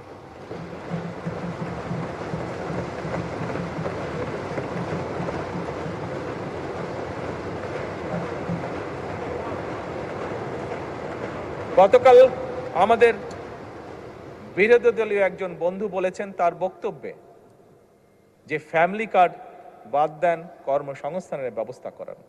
আমি আমার সেই বিরোধী দলীয় সহকর্মীর উদ্দেশ্যে বলতে চাই, আপনি একটু অপেক্ষা করুন, একটু ধৈর্য দেখুন। এই ফ্যামিলি কার্ড বহু কর্মসংস্থানের তৈরি করবে ইনশাআল্লাহ। মাননীয় স্পিকার, নারীদেরকে অর্থনৈতিকভাবে এম্পাওয়ার্ড করার জন্য আমরা প্রত্যেকটি নারী প্রধান পরিবারের যে নারী প্রধান আছে তাদের হাতে আমরা ফ্যামিলি কার্ড পৌঁছে দিতে চাই। এবং এই ফ্যামিলি কার্ডের মাধ্যমে আমি এই সংসদে একদিন সংক্ষিপ্ত এক্সপ্লেনেশন দিয়েছিলাম যে কিভাবে ফ্যামিলি কার্ড একজন নারীকে অর্থনৈতিকভাবে স্বাবলম্বী করবে, কিভাবে একটি ফ্যামিলি কার্ড একটি নয়, শত নয়, হাজার নয়, লক্ষ নয়, কোটি ফ্যামিলি কার্ড কিভাবে দেশে কর্মসংস্থান তৈরি করবে, কোটি কোটি কিভাবে ফ্যামিলি কার্ড দেশের অর্থনীতিকে শক্তিশালী করবে, সেটি আমি তুলে ধরেছিলাম। মাননীয় স্পিকার, এই ফ্যামিলি কার্ডের মাধ্যমে আমরা নারী প্রধানদের হাতে ফ্যামিলির কাছে 25,000 টাকা করে প্রতি মাসে পৌঁছে দিব। 2,500 টাকা, আমরা 25,000 টাকা দিতে পারলে খুব ভালো ছিল, সম্ভব হলে 2,500 টাকা আমরা এই সংসদে আল্লাহর কাছে চাইতে পারি যে আল্লাহ আমাদেরকে সেই তৌফিক দেন যাতে আমরা সেইটি করতে পারি। সেই রহমত আমরা আল্লাহর কাছে চাইতে পারি যে আল্লাহ আমাদেরকে তৌফিক দেন যাতে আমরা নারীদের হাতে 2,500 না 25,000, একটি শূন্য বেশি দিতে পারি। মাননীয় স্পিকার, আমরা আগামী অর্থ বছরে যেরকম কৃষক ভাইদের কাছে প্রায় 41 লক্ষ কৃষকের কাছে আমরা কৃষি কার্ড পৌঁছে দিতে চেষ্টা করছি, একইভাবে আগামী অর্থ বছরে 40 লক্ষেরও বেশি, প্রায় 43 লক্ষ মতন পরিবারের হাতে আমরা এই ফ্যামিলি কার্ড পৌঁছে দেওয়ার পরিকল্পনা গ্রহণ করেছি।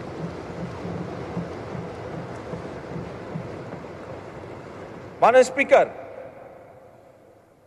শুধু নারীদের কাছেই নয়, আমাদের এই সমাজে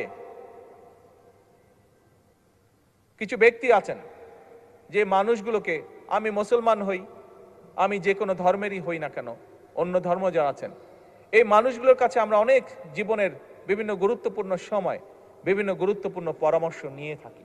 এই মানুষগুলো আমাদের জীবনের বাঁকে বাঁকে আমাদেরকে বিভিন্ন পরামর্শ দিয়ে থাকেন। তারা কারা?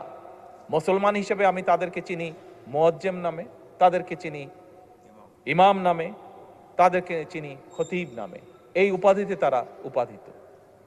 মাননীয় স্পিকার, অন্য ধর্মেরও এই সকল ধর্মীয় ব্যক্তিত্ব আছেন। অধিকাংশ ক্ষেত্রে মাননীয় স্পিকার দেখেছি আমরা এই মানুষগুলোর মধ্যে বহু সংখ্যক মানুষ, বিরাট একটি অংশ অনেক মানবতর জীবনযাপন করেন। মাননীয় স্পিকার, আমরা নির্বাচনের আগে আমাদের দলের অবস্থান থেকে বলেছিলাম আমরা যেরকম নারীদের ফ্যামিলি কার্ড পৌঁছে দিতে চাই, আমরা যেরকম প্রবাসীদের কাছে প্রবাসী কার্ড পৌঁছে দিতে চাই, আমরা যেরকম কৃষক ভাইদের কাছে কৃষক কার্ড পৌঁছে দিতে চাই, আমরা এই যে মানুষগুলো যাদের কথা বললাম তাদের কাছেও আমরা একটি সরকার, যতই সামান্য হোক, যত অল্পই হোক না কেন, তাদের কাছেও আমরা তাদের পাশে দাঁড়ানোর জন্য তাদের কাছে আমরা কিছু সম্মানই পৌঁছে দিতে চাই সরকারের পক্ষ থেকে। মাননীয় স্পিকার, এবং এই সম্মানটি আমরা প্রতি মাসে তাদের কাছে ইনশাল্লাহ পৌঁছে দিচ্ছি এবং পৌঁছে দিব। মাননীয় স্পিকার, যার কাজ ইতিমধ্যে সরকার শুরু করেছে। মাননীয় স্পিকার, মাননীয় বিরোধী দলের নেতা ওনার বক্তব্যে একটি গুরুত্বপূর্ণ কিছু ব্যক্তির কথা বলেছেন, যেই ব্যক্তিগুলোর স্যাক্রিফাইসের কারণে আজ এই সংসদ, আমরা যারা এখানে বসে আছি, গত 17 বছরে বহু রাজনৈতিক দলের নেতাকর্মী, বহু অরাজনৈতিক ব্যক্তিবর্গ, মানুষ, তারা অকাতরে জীবন দিয়েছেন, পঙ্গুত্ব বরণ করেছেন, বিভিন্নভাবে নির্যাতিত হয়েছেন। এই 17 বছরে মাননীয় বিরোধী দলীয় নেতা বলেছেন তাদের জন্য একটা কিছু করার। আমি ওনার সাথে সম্পূর্ণ একমত। এই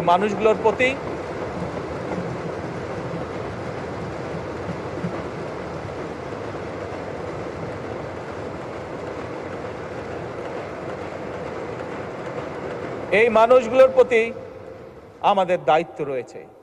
যতটুকু আমাদের সামর্থ্য, রাষ্ট্র বা সরকারের সামর্থ্য, সেই অবস্থান থেকে আমি আমার এবং বিরোধী দলীয় নেতার পক্ষ থেকে মাননীয় অর্থমন্ত্রীকে অনুরোধ জানাবো যে এই মানুষগুলোর জন্য ব্যবস্থা গ্রহণ করার জন্য।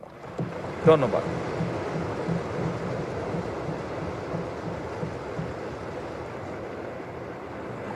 মাননীয় সংসদ নেতা, আর 15 মিনিট পরে আজান পড়বে। আপনি কি আজানের পরেও কন্টিনিউ করতে চান? মাননীয় স্পিকার, আমার একটু সময় লাগবে। প্লিজ ধন্যবাদ। Please take your time.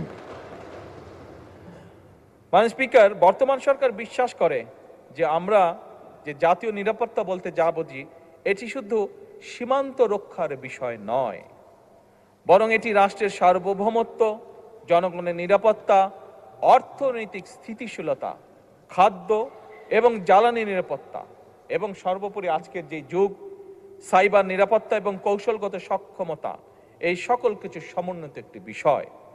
এবং সেজন্যই মাননীয় স্পিকার, বর্তমান সরকার একটি প্রতিরক্ষা ব্যবস্থা গড়ে তুলতে চায়, গড়ে তোলার কাজে হাত দিয়েছে, যেটা আধুনিক প্রযুক্তি, দক্ষ মানব সম্পদ এবং দেশীয় সক্ষমতার সমন্বয় ভবিষ্যৎ নিরাপত্তার চাহিদা মোকাবেলা করতে সক্ষম হবে। মাননীয় স্পিকার, প্রতিরক্ষা শিল্পের সক্ষমতা বৃদ্ধি, গবেষণা, প্রযুক্তিগত ব্যবহার, সাইবার নিরাপত্তা জোরদার এবং প্রতিরক্ষা ব্যবস্থাপনা আধুনিকরণের জন্য, মডার্নাইজ করার জন্য বর্তমান সরকার এই বাজেটের ভিতরে অনেকগুলো গুরুত্বপূর্ণ উদ্যোগ গ্রহণ করেছে মাননীয় স্পিকার, যা আমি দৃঢ়ভাবে বিশ্বাস করি একজন বাংলাদেশী হিসাবে আমাদের প্রত্যেককে আগামীতে ইনশাল্লাহ গৌরবান্বিত, অহংকার করার মতন অবস্থানে আমরা নিয়ে যাব ইনশাল্লাহ।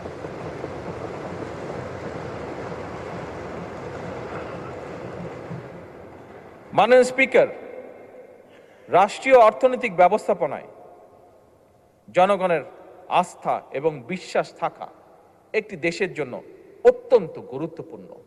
আমি প্রথমে আমার বক্তব্যের শুরুতে বলেছিলাম কি একটি ভয়ঙ্কর ধ্বংসপ্রাপ্ত অর্থনীতি আমরা পেয়েছি, বা ইকোনমি আমরা আর্থিক অবস্থা আমরা ইনহেরিট করেছি। বর্তমান সরকার মাননীয় স্পিকার পুঁজিবাজারকে দীর্ঘমেয়াদী বিনিয়োগের একটা কার্যকর প্ল্যাটফর্ম হিসাবে গড়ে তুলতে চায়।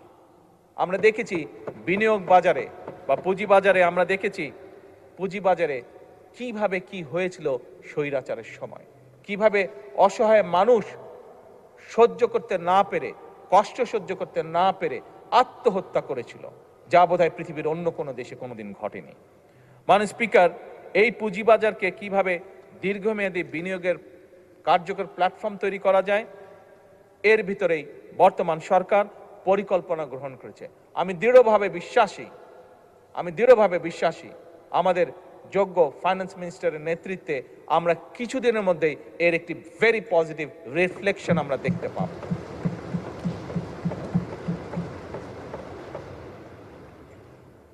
মাননীয় স্পিকার, ফ্যাসিবাদের দুঃশাসনের কারণে আর্থিক খাত, বিশেষ করে ব্যাংকিং সেক্টর নিয়ে জনমনে উদ্বেগ রয়েছে, উদ্বেগ সৃষ্টি হয়েছে। ব্যাংকিং, আমি আগেই বলেছি, আমাদের এই বাজেটের অন্যতম একটি ইম্পর্টেন্ট লক্ষ্য হলো অর্থনৈতিক খাতে শৃঙ্খলাকে যে কোনো মূল্যে ফিরিয়ে নিয়ে আসা, এবং ব্যাংকিং সেক্টরে শৃঙ্খলা ফিরিয়ে আনতে সরকার সব রকমের উদ্যোগ গ্রহণ করছে, প্রত্যেকটা ক্ষেত্রে উদ্যোগ গ্রহণ করছে। এখানে বিরোধী দলীয় নেতা আরেকটি ইম্পর্টেন্ট বিষয় উল্লেখ করেছেন যে ফ্যাসিবাদের আমলে দেশ থেকে যে দেশের মানুষের লক্ষ কোটি টাকা পাচার হয়ে গিয়েছিল, সেই পাচারকৃত টাকাও ফিরিয়ে আনার জন্য।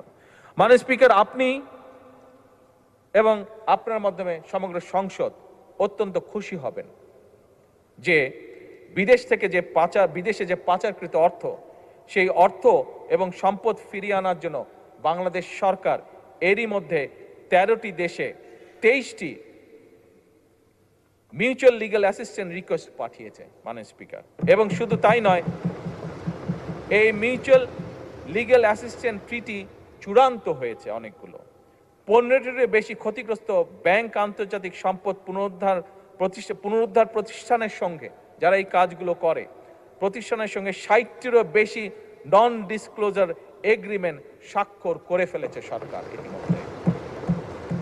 কাজেই মাননীয় বিরোধী দল নেতা যেমন বলেছেন, এই কাজ করার জন্য ওনারা আমাদের সব রকম সহায়তা দিবেন, তার জন্য আমি ওনাকে অত্যন্ত আন্তরিক ধন্যবাদ জানাই। আমরা বাংলাদেশের আইন কানুন এবং আন্তর্জাতিক আইন কানুনের মধ্যে থেকে মাধ্যমে যত দ্রুত এবং যত বেশি সম্পদ, দেশের মানুষের যে সম্পদ পাচার হয়েছে, যত বেশি সংখ্যক সম্পদ সম্ভব সেটি আমরা ইনশাল্লাহ দেশে ফিরিয়ে নিয়ে আসব। মাননীয় স্পিকার, এই বাংলাদেশের জনগণ আমাদেরকে ভোট দিয়ে এই সংসদে পাঠিয়েছে। এই বাংলাদেশের মানুষের জনগণের সমর্থন নিয়েই আমরা সরকার গঠন করেছি। সেজন্যই করের বোঝা বাড়ানো আমাদের লক্ষ্য বা উদ্দেশ্য নয়। করের বোঝা বাড়িয়ে নয়, বরং হয়রানি কমিয়ে করের ভিত্তিকে বাড়িয়ে শাসন ব্যবস্থার প্রতি জনগণের আস্থা ফেরানোর মাধ্যমে মাননীয় স্পিকার, সরকার রাজস্ব বাড়ানোর নীতি গ্রহণ করতে চায়। এটা আমি বলতে চাই।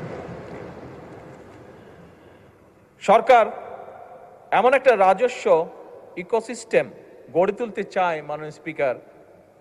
স্বাভাবিক, এখানে করের বা করদাতা যারা আছেন, বিভিন্ন রকম বিষয় আছে, বাংলাদেশে বাস্তবতা আছে, আমি অত ডিটেলে যাব না, বাট বাস্তবতার বাইরেও আমরা থাকতে পারবো না। এবং সে কারণে সরকার এমন একটা রাজস্ব ইকোসিস্টেম গড়ে তুলতে চায় যেখানে করদাতাগণ কর প্রদান করে উন্নয়নে অংশীদার হবেন এবং প্রাউড ফিল করবেন, গর্ববোধ করবেন। আমরা পর্যায়ক্রমিকভাবে সেরকম একটা সিস্টেম তৈরি করতে চাই, স্বচ্ছ এবং আধুনিক করতে চাই এই কর ব্যবস্থাকে। আমার মনে হয় এ ব্যাপারেও আমাদের বিরোধী দলীয় নেতা একটি বক্তব্য তুলে ধরেছেন, আমি ওনার বক্তব্যের সাথে সম্পূর্ণভাবে একমত। মাননীয় স্পিকার, এবার আমি প্রস্তাবিত বাজেটে কয়েকটা বিষয়, প্রস্তাবিত বিধান এবং কয়েকটি ক্ষেত্রে ভ্যাট কমানোর জন্য মাননীয় অর্থ এবং পরিকল্পনা মন্ত্রীর দৃষ্টি আকর্ষণ করতে চাই। এবার আমি সম্ভবত, খুব সম্ভব, নর্মালি এই দাবিটা বিরোধী দল থেকে হয়ে থাকে, আমি আপাতত ফিজিক্যালি না হয়েও মানসিকভাবে একটু ওনাদের পাশে গিয়ে কথা বলতে চাই। মাননীয় স্পিকার, এবারের বাজেটে ব্যক্তি করদাতাগণের আয়কর অব্যাহতির সীমা 2026-27 এবং 27-28 কর বছরের জন্য 3,75,000 টাকা, 2028-29 এবং 29-30 কর বছরের জন্য 4 লাখ টাকা এবং 30-31 কর বছরের জন্য 4,50,000 টাকা প্রস্তাব করা হয়েছে। ব্যক্তি করদাতাগণের করভার কিছুটা লাঘব করে তাদেরকে কিছুটা স্বস্তি দিতে চাই আমরা। এবং সে কারণেই মাননীয় স্পিকার 2026-27 এবং 27-28 কর বছরের জন্য 4 লাখ টাকা, যেটা 3,75,000 প্রস্তাব করেছে, 4 লাখ টাকা, 2028-29 এবং 29-30 কর বছরের জন্য 4,50,000 টাকা এবং 2030-31 কর বছরের জন্য 5 লাখ টাকা করার জন্য মাননীয় অর্থ পরিকল্পনা মন্ত্রীর প্রতি আমি অনুরোধ রাখছি।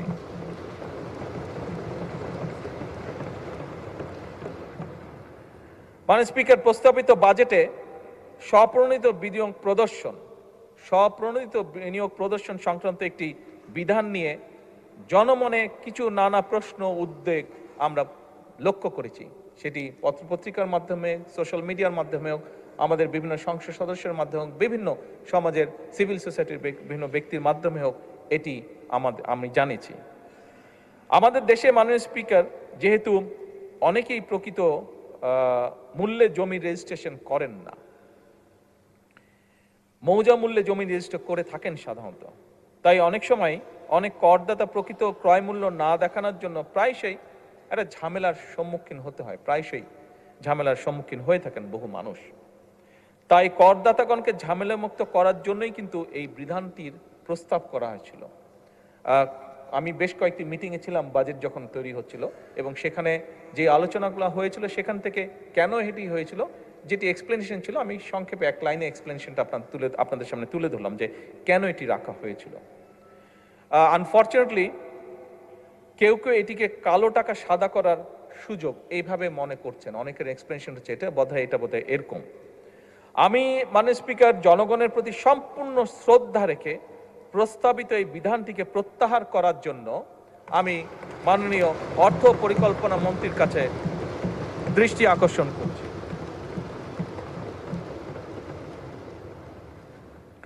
মাননীয় স্পিকার, দেশে বেসরকারি যে বিশ্ববিদ্যালয়গুলো আছে বর্তমানে হ্রাসকৃত 10% হারে কর প্রদান করে তারা।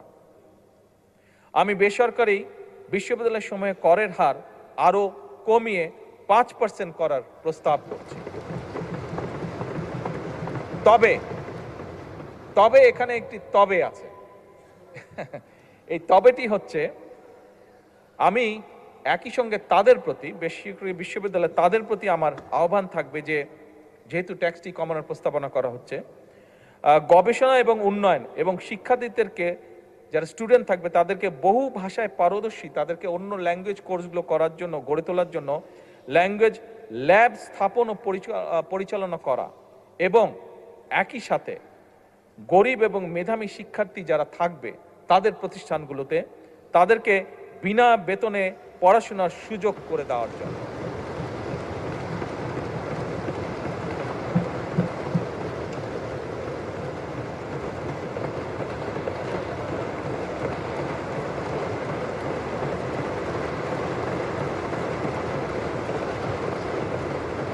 মাননীয় স্পিকার, করের আওতা বাড়ানো, স্বাভাবিকভাবে করের আওতা তো আমরা বাড়ানো, এবারের বাজেটে এই লক্ষ্যে একটি প্রস্তাব করা হয়েছিল যে কয়েকটি ক্ষেত্র ছাড়া, স্টুডেন্ট সহ কয়েকটি ক্ষেত্র ছাড়া, যে কোনো ব্যাংক অ্যাকাউন্ট খোলার সময় 3 দাখিলের একটি বিধান রাখা হয়েছিল, বিধানের প্রস্তাব করা হয়েছিল।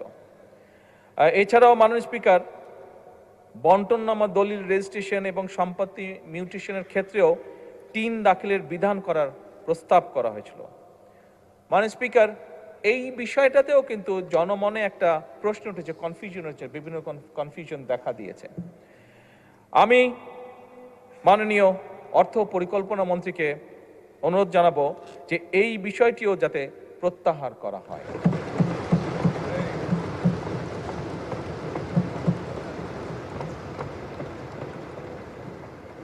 মাননীয় স্পিকার, দেশের 3টি পার্বত্য জেলায় বিশেষ করে ক্ষুদ্র নৃগোষ্ঠী ব্যক্তিগণের যে বেতন এবং তাদের যে আর্থিক পরিসম্পদ হতে যে অর্জিত আয়, এটা ব্যতীত পার্বত্য জেলার পরিচালিত যে সকল অর্থনৈতিক কর্মকাণ্ড থেকে যে অর্জিত আয় সেটিকে করমুক্ত রাখার প্রস্তাব করা হয়েছে উপস্থাপিত যে বাজেট।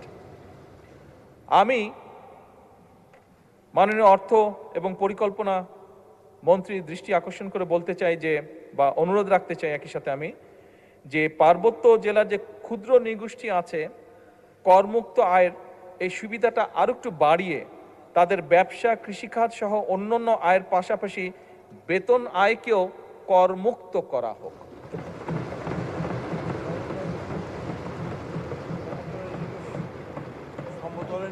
এটা পাহাড়ি এবং সমতল উভয় ক্ষুদ্র নৃগোষ্ঠী, মূল হচ্ছে ক্ষুদ্র নৃগোষ্ঠী যারা আছেন, পাহাড় এবং সমতল উভয় ক্ষেত্রে প্রযোজ্য।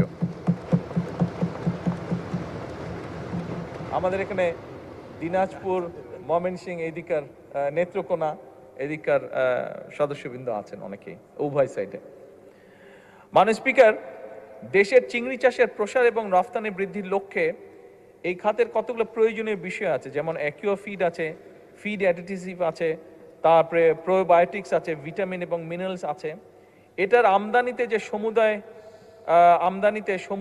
আমদানি শুল্ক, রেগুলেটরি শুল্ক এবং সম্পূরক শুল্ক ও ভ্যাট প্রত্যাহারের জন্য এবং প্রয়োজনীয় যন্ত্রপাতি এই সেক্টরটাকে আরও বেশি এমফেসাইজ দেওয়ার জন্য যে যন্ত্রপাতি আছে, এটার যে ট্যাক্স আছে, শুল্ক আছে বিভিন্ন রকমের, এই শুল্কগুলো সম্পূর্ণভাবে ভ্যাট এবং শুল্কগুলো প্রত্যাহার করার জন্য আমি অনুরোধ জানাচ্ছি মাননীয় অর্থমন্ত্রীকে। মাননীয় স্পিকার, স্থানীয় শিল্পের, বিশেষ করে স্থানীয় শিল্প আমাদের জন্য অত্যন্ত গুরুত্বপূর্ণ। এই স্থানীয় শিল্পের বিকাশের জন্য উৎপাদনকারী প্রতিষ্ঠান কর্তৃক যে কাঁচামাল আমদানি হয়, বেশ কিছু ক্ষেত্রে রেয়াতি সুবিধা প্রদানের জন্য আমি মাননীয় অর্থ পরিকল্পনা মন্ত্রীকে অনুরোধ করছি। মাননীয় স্পিকার, একই সাথে বিভিন্ন ঔষধ তৈরি এবং স্থানীয় শিল্প প্রতিষ্ঠানের কাঁচামাল হিসাবে মধু ব্যবহৃত হয়। অনেকেই নিশ্চয়ই আপনারা জানেন, বিশেষ করে ফার্মাসিউটিক্যালের সাথে আপনারা যারা বা ফিজিশিয়ান এখানে যারা আছেন। সুতরাং মাননীয় স্পিকার, এই উৎপাদনকারী প্রতিষ্ঠান কর্তৃক যেহেতু মধু আমদানিতে 10% সম্পূরক শুল্ক আছে, এই সম্পূরক শুল্কটা আমি সম্পূর্ণভাবে প্রত্যাহার করার জন্য আমি মাননীয় মন্ত্রীকে অনুরোধ জানাচ্ছি। মাননীয় স্পিকার, বিভিন্ন শিল্পের কাঁচামাল হিসেবে ব্যবহৃত হয় বিভিন্ন শিল্প প্রতিষ্ঠান সমূহ কাঁচামাল হিসাবে পিভিসি এবং পেট রেজিন আমদানিতে যে প্রস্তাবিত বাজেটে যে 10% আমদানি শুল্ক হ্রাস করা হয়েছে, এইটিকে 10 থেকে আমি 5 করার জন্য অনুরোধ জানাচ্ছি।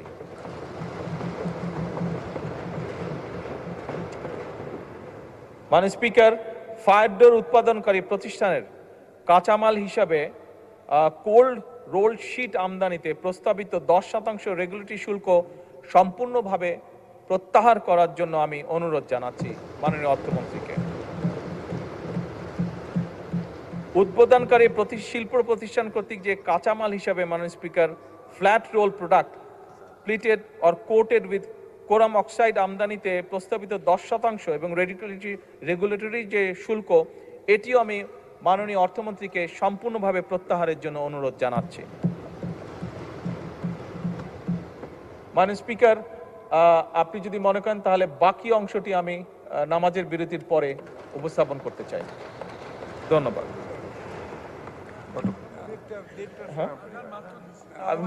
যেহেতু জামাতের টাইম, নামাজের টাইম অনেকক্ষণ আছে, আমার আর 15-20 মিনিট হলে আই ক্যান ফিনিশ মাননীয় স্পিকার।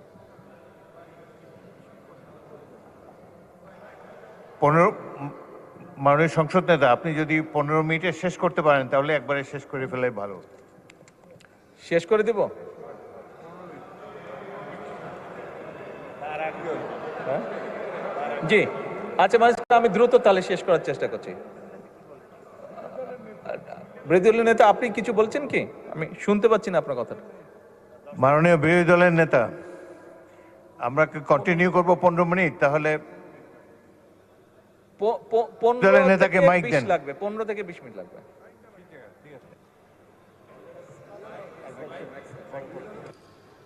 আমাকে মাইকটা দিতে। জি, ধন্যবাদ। জি, মাননীয় স্পিকার, ফায়ার ব্রিক্স আমদানিতে প্রস্তাবিত 15% ভ্যাট এবং 7.5% আগাম কর, এটিও আমি মাননীয় অর্থমন্ত্রীকে সম্পূর্ণ প্রত্যাহারের জন্য অনুরোধ জানাচ্ছি। মাননীয় স্পিকার, বৈদ্যুতিক তার উৎপাদনকারী শিল্প প্রতিষ্ঠান তারা রিফাইন্ড কপার ওয়্যার আমদানিতে 10% রেগুলেটরি যে কর দিয়ে থাকেন, সেটিও আমি সম্পূর্ণ প্রত্যাহার করার জন্য মাননীয় অর্থমন্ত্রীকে অনুরোধ জানাচ্ছি।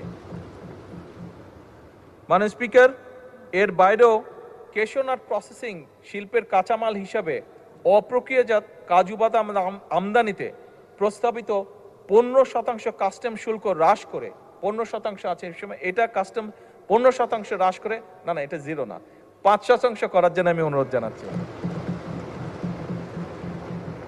মাননীয় স্পিকার, স্থানীয়ভাবে এলইডি ল্যাম্প উৎপাদনকারী প্রতিষ্ঠানের কাঁচামাল আমদানিতে রেয়াইতি সুবিধা যেটি আছে, সেটি আমি 30 জুন 2030 পর্যন্ত বর্ধিত করার অনুরোধ জানাচ্ছি। মাননীয় স্পিকার, প্রি ফ্যাব্রিকেটেড বিল্ডিং উৎপাদনকারী প্রতিষ্ঠানের কাঁচামাল আমদানিতে রেয়াতি সুবিধা যেটি আছে, সেটিকেও আমি 30 জুন 2030 পর্যন্ত বর্ধিত করার অনুরোধ জানাচ্ছি। মাননীয় স্পিকার, এবারের প্রস্তাবিত বাজেটে ফ্রিল্যান্সার এবং স্টার্টআপ উদ্যোক্তাদের জন্য কিন্তু বর্তমান সরকার একটি বিশাল ব্যবস্থা গ্রহণ করেছে। দেশের ইতিহাসে এবারে কিন্তু প্রথমবারের মতন সরকার বাজেটে 500 কোটি টাকার একটি বাজেট রেখেছে স্টার্ট আপ ফান্ডিং এর জন্য। মাননীয় স্পিকার, এই ফান্ড ব্যবহার করে আমরা দৃঢ়ভাবে বিশ্বাস করি, আমি ব্যক্তিগতভাবে খুবই দৃঢ়ভাবে বিশ্বাস করি, এই ফান্ড ব্যবহার করে আমাদের তরুণ উদ্যোক্তাদের এগিয়ে যাওয়ার একটি অবারিত সুযোগ তৈরি হয়েছে। মাননীয় স্পিকার, এর মাধ্যমে শুধু ব্যক্তি প্রতিষ্ঠা নয়, স্টার্ট আপ প্রজেক্ট সফল হলে দেশের তরুণ প্রজন্মের সামনে এক বিশাল কর্মসংস্থানের স্পেস তৈরি হবে। মাননীয় স্পিকার, বাংলাদেশের অনেক ব্যবসায়ী বর্তমানে বিভিন্ন social media, OTT platform, search engine, online market place এবং অন্যান্য অনলাইন মিডিয়া বিজ্ঞাপন প্রচার করে থাকেন। এসবের মাধ্যমে বর্তমানে 15% ভ্যাট আরোপ থাকায়, এই পুরো বিষয়টার উপরে 15% ভ্যাট আরোপ থাকায় অনেক সময় দেখা গিয়েছে ব্যবসায়ীগণ আনুষ্ঠানিক চ্যানেলে বিজ্ঞাপনের অর্থ পরিশোধ না করে বরং অনেক অন্যভাবে অনানুষ্ঠানিক উপায়ে অর্থগুলো পরিশোধ করে থাকেন। ফলে মাননীয় স্পিকার, ওই ব্যক্তির যেমন লাভ হচ্ছে না, একই দিকে সরকারও রাজস্ব হারাচ্ছে। আমি মাননীয় স্পিকার, আপনার মাধ্যমে আমি মাননীয় অর্থমন্ত্রীর কাছে অনুরোধ জানাতে চাই যে এইটার উপরে যে 15% ভ্যাট আছে সেটিকে কমিয়ে 5% করা হোক, 5% করা হোক। তার ফলে যেটি হবে, আমরা বিশ্বাস করি যে যারা অন্যভাবে এইটি পেমেন্টটা করছেন তারা উৎসাহিত হবেন প্রপার ওয়েতে পেমেন্টটি করার জন্য। মাননীয় স্পিকার, ব্যবসা বান্ধব ভ্যাট ব্যবস্থা প্রণয়নের লক্ষ্যে ভ্যাট বিষয়ে আরো কয়েকটা প্রস্তাব বিবেচনা করার জন্য আমি মাননীয় অর্থমন্ত্রীকে অনুরোধ করছি। স্বর্ণ বা স্বর্ণ অলংকার বা প্লাটিনামের ক্ষেত্রে প্রতি ভরির উপরে 2500 টাকা, ডায়মন্ডের ক্ষেত্রে প্রতি গ্রাম 2500 টাকা, 2500 টাকা এবং রৌপ্য বা সিলভার জুয়েলারির ক্ষেত্রে প্রতি ভরি 100 টাকা কর ভ্যাটের হার পুনর্নির্ধারণের ব্যাপারে আমি অর্থমন্ত্রীর দৃষ্টি আকর্ষণ করছি। এটিকে আবার পুনর্নির্ধারণ কি করা যেতে পারে। এছাড়াও মাননীয় স্পিকার, বিটিআরসির সাথে রেভিনিউ শেয়ারিং এর ক্ষেত্রে প্রযোজ্য যে 15% ভ্যাট সম্পূর্ণভাবে অব্যাহতি প্রদান এবং একই সাথে সকল প্রকার মাছ সরবরাহের ক্ষেত্রে যোগানদার পর্যায়ে 10% ভ্যাট সম্পূর্ণ অব্যাহতি প্রদান। একই সাথে মাননীয় স্পিকার, দেশীয় শিল্প বিকাশের লক্ষ্যে ডাবল কেবিন পিকআপ, আমরা যারা রাজনীতি করি আমাদের ক্ষেত্রেও লাগে অনেক সময় মিছিল মিটিং সব কাজে যেতে, ক্যাম্পেনিং এ যেতে, তো ডাবল কেবিন পিকআপ এবং মাইক্রোবাস স্থানীয়ভাবে উৎপাদনের ক্ষেত্রে 15% যে ভ্যাট আছে এটিকে কমিয়ে আমি 5% করার প্রস্তাব করছি যারা লোকালি করছেন। মাননীয় স্পিকার, আদর্শ হারে ভ্যাট প্রদানে সহজীকরণের লক্ষ্যে নির্দিষ্ট কিছু ক্ষেত্রে কোএফিসিয়েন্ট দাখিলের বাধ্যবাধকতা শিথিল করার বিষয়টি আমি বিবেচনা করার জন্য মাননীয় অর্থমন্ত্রীকে আহ্বান জানাচ্ছি। মাননীয় স্পিকার, আমি দৃঢ়ভাবে বিশ্বাস করি কোন রাষ্ট্রের প্রকৃত শক্তি তার সম্পদে নয়, বরং তার প্রকৃত শক্তি নিহিত রয়েছে সুশাসন, ন্যায় বিচার, জবাবদিহিতা এবং জনগণের আস্থায়। উন্নয়নকে টেকসই করতে হলে শুধু অর্থনৈতিক সংস্কারই নয়, রাষ্ট্র পরিচালনার প্রত্যেকটি ক্ষেত্রে সুশাসন প্রতিষ্ঠাও অত্যন্ত জরুরি। আমার মনে এ ব্যাপারে বোধহয় আমরা উভয় পক্ষ একমত।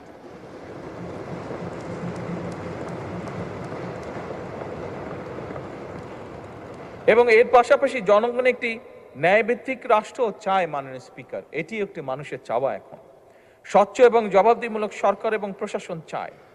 বর্তমান সরকার জনগণের সেই আকাঙ্ক্ষা পূরণে আমি মনে করি শুধু বর্তমান সরকারে নয়, বরং আমি মনে করি এই পুরা সংসদ জনগণের সেই আকাঙ্ক্ষা পূরণে একসাথে থেকে কাজ করতে অঙ্গীকারবদ্ধ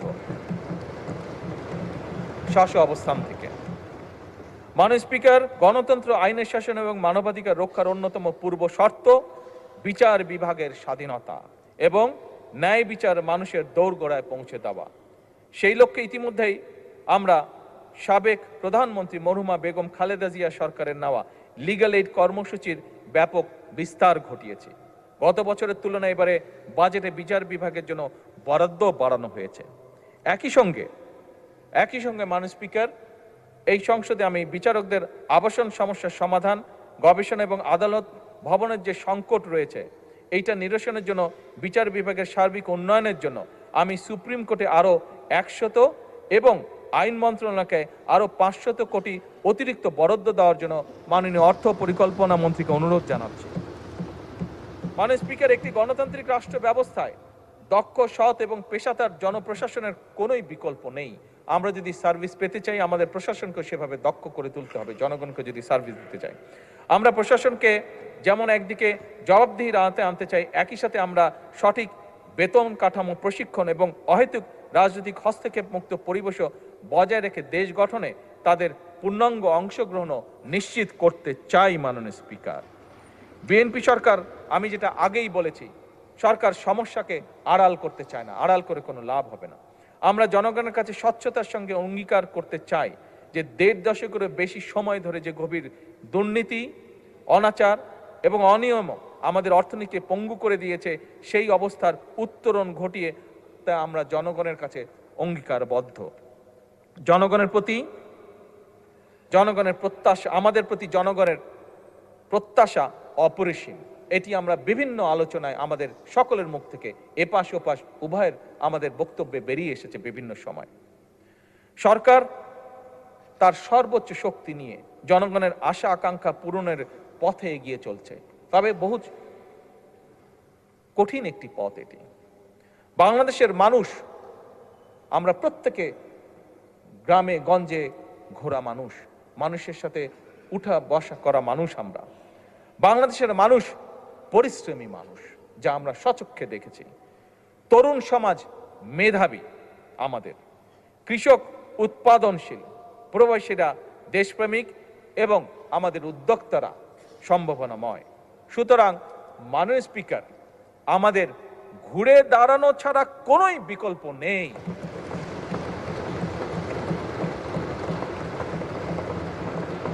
মাননীয় স্পিকার, আমি এই মহান সংসদের সকল সদস্যকে, আমার দলের সংসদ সদস্য এবং উইথ রেসপেক্ট বিরোধী দলের সকল সংসদ সদস্যকে আহ্বান জানিয়ে বলতে চাই, এই বাজেট শুধু সরকারের বাজেট হিসেবে নয়।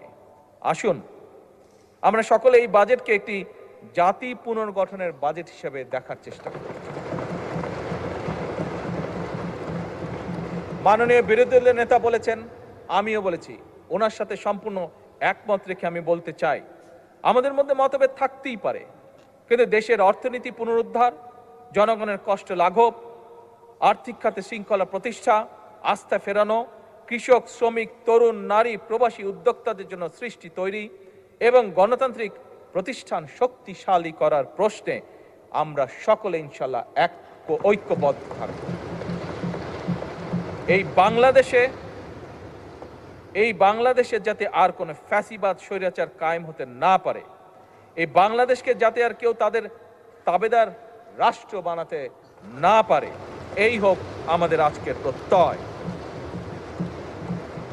মাননীয় স্পিকার, বাজেট প্রণয়ন অত্যন্ত অক্লান্ত পরিশ্রমের কাজ। আমি অক্লান্ত পরিশ্রমের জন্য আমি মাননীয় অর্থ পরিকল্পনা মন্ত্রীকে আমার এবং আমার সকল সদস্যের পক্ষ থেকে সহকর্মীর পক্ষ থেকে আন্তরিক ধন্যবাদ জানাতে চাই। আমি ধন্যবাদ জানাতে চাই অর্থ বিভাগ, জাতীয় রাজস্ব বোর্ড, অর্থনৈতিক সম্পর্ক বিভাগ, আর্থিক প্রতিষ্ঠান বিভাগ, পরিকল্পনা মন্ত্রণালয়, বাংলাদেশ ব্যাংক, সংশ্লিষ্ট সকল মন্ত্রণালয় এবং বিভাগের কর্মকর্তা এবং কর্মচারীদেরকে আন্তরিক ধন্যবাদ জানাতে চাই। বাজেট প্রস্তুত, মুদ্রণ, উপস্থাপন ও সংসদীয় কার্যক্রমে সহযোগিতার জন্য জাতীয় সংসদ সচিবালয়, বিজি প্রেস এবং গণমাধ্যম কর্মী যারা দীর্ঘদিন ধরে বাজেট অধিবেশন কভার করছেন, তাদেরকে আমি আন্তরিক ধন্যবাদ জানাই। মাননীয় স্পিকার, ফ্যাসিস্ট উত্তর বাংলাদেশ এই সংসদের কাছে জনগণের প্রত্যাশা আকাশ ছোঁয়া। এদেশের জনগণ গণতন্ত্র, মানবাধিকার, আইনের শাসন, ন্যায় বিচার এবং সুশাসন প্রতিষ্ঠার কাজ করার জন্যই জনগণ অনেক প্রত্যাশা নিয়ে আমাদের প্রত্যেকটি মানুষকে এই সংসদে পাঠিয়েছে। এই সংসদে আসার আগে গণতন্ত্র প্রতিষ্ঠায় আমাদের অগণিত সতীর্থ সহযোদ্ধা জীবন দিয়েছেন। অনেকেই নেই, আমি এই দেশ ছেড়ে চলে যেতে যখন বাধ্য ছিলাম তখন অনেককে দেখে গিয়েছিলাম, ফিরে এসে আমি তাদেরকে পাইনি। আমরা ওই পক্ষের অনেক সিনিয়র নেতা যাদেরকে আমি নিজে দেখেছি, যাদের সাথে কথা বলেছি, তাদেরও অনেককে এসে আমি পাইনি। আমাদের উভয় পক্ষেরই অবস্থা। অসংখ্য নেতাকর্মী পঙ্গু হয়েছেন, সর্বস্ব হারিয়েছেন, মামলা হামলায় জর্জরিত হয়েছেন। তাদের রক্তের কাছে, তাদের ত্যাগের কাছে আমরা অবশ্যই ঋণী। তাই আমাদের আরো বেশি দায়িত্বশীল হওয়া প্রয়োজন। আমাদের সেই দায়িত্বশীলের জায়গা থেকে জুলাই সনদকে সামনে রেখে সংসদের ভেতরে সংবিধান সংশোধন সহ বিভিন্ন ইস্যুতে যেমন ঐক্যবদ্ধভাবে আমরা কাজ করতে পারি, তেমনি সংসদের বাইরেও জাতীয় গুরুত্বপূর্ণ ইস্যুতে জনমত গঠন সহ সংস্কারমূলক কর্মসূচি গ্রহণ করে দেশকে আমরা সামনের দিকে এগিয়ে নিয়ে যেতে পারি। আমাদের সেই ধরনের দায়িত্বশীল আচরণ হবে এদেশের ভবিষ্যৎ পথরেখা। মাননীয় স্পিকার,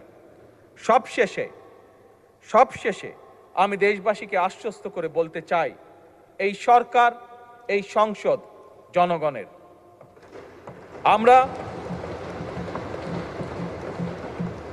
আমরা জনগণের আকাঙ্ক্ষাকে সম্মান করি, জনগণের কষ্ট আমরা অবশ্যই বুঝি, জনগণের সম্পদ রক্ষাকে আমরা পবিত্র দায়িত্ব মনে করি। আমরা এমন একটি বাংলাদেশকে গড়ে তুলতে চাই, এমন একটি বাংলাদেশকে পেতে চাই যেখানে উন্নয়ন হবে ন্যায্যতা ভিত্তিক, অর্থনীতি হবে অন্তর্ভুক্তিমূলক, রাষ্ট্র হবে জবাবদিহিমূলক এবং নাগরিকের জীবন হবে নিরাপদ, মর্যাদাপূর্ণ এবং সম্ভাবনাময়। মাননীয় স্পিকার,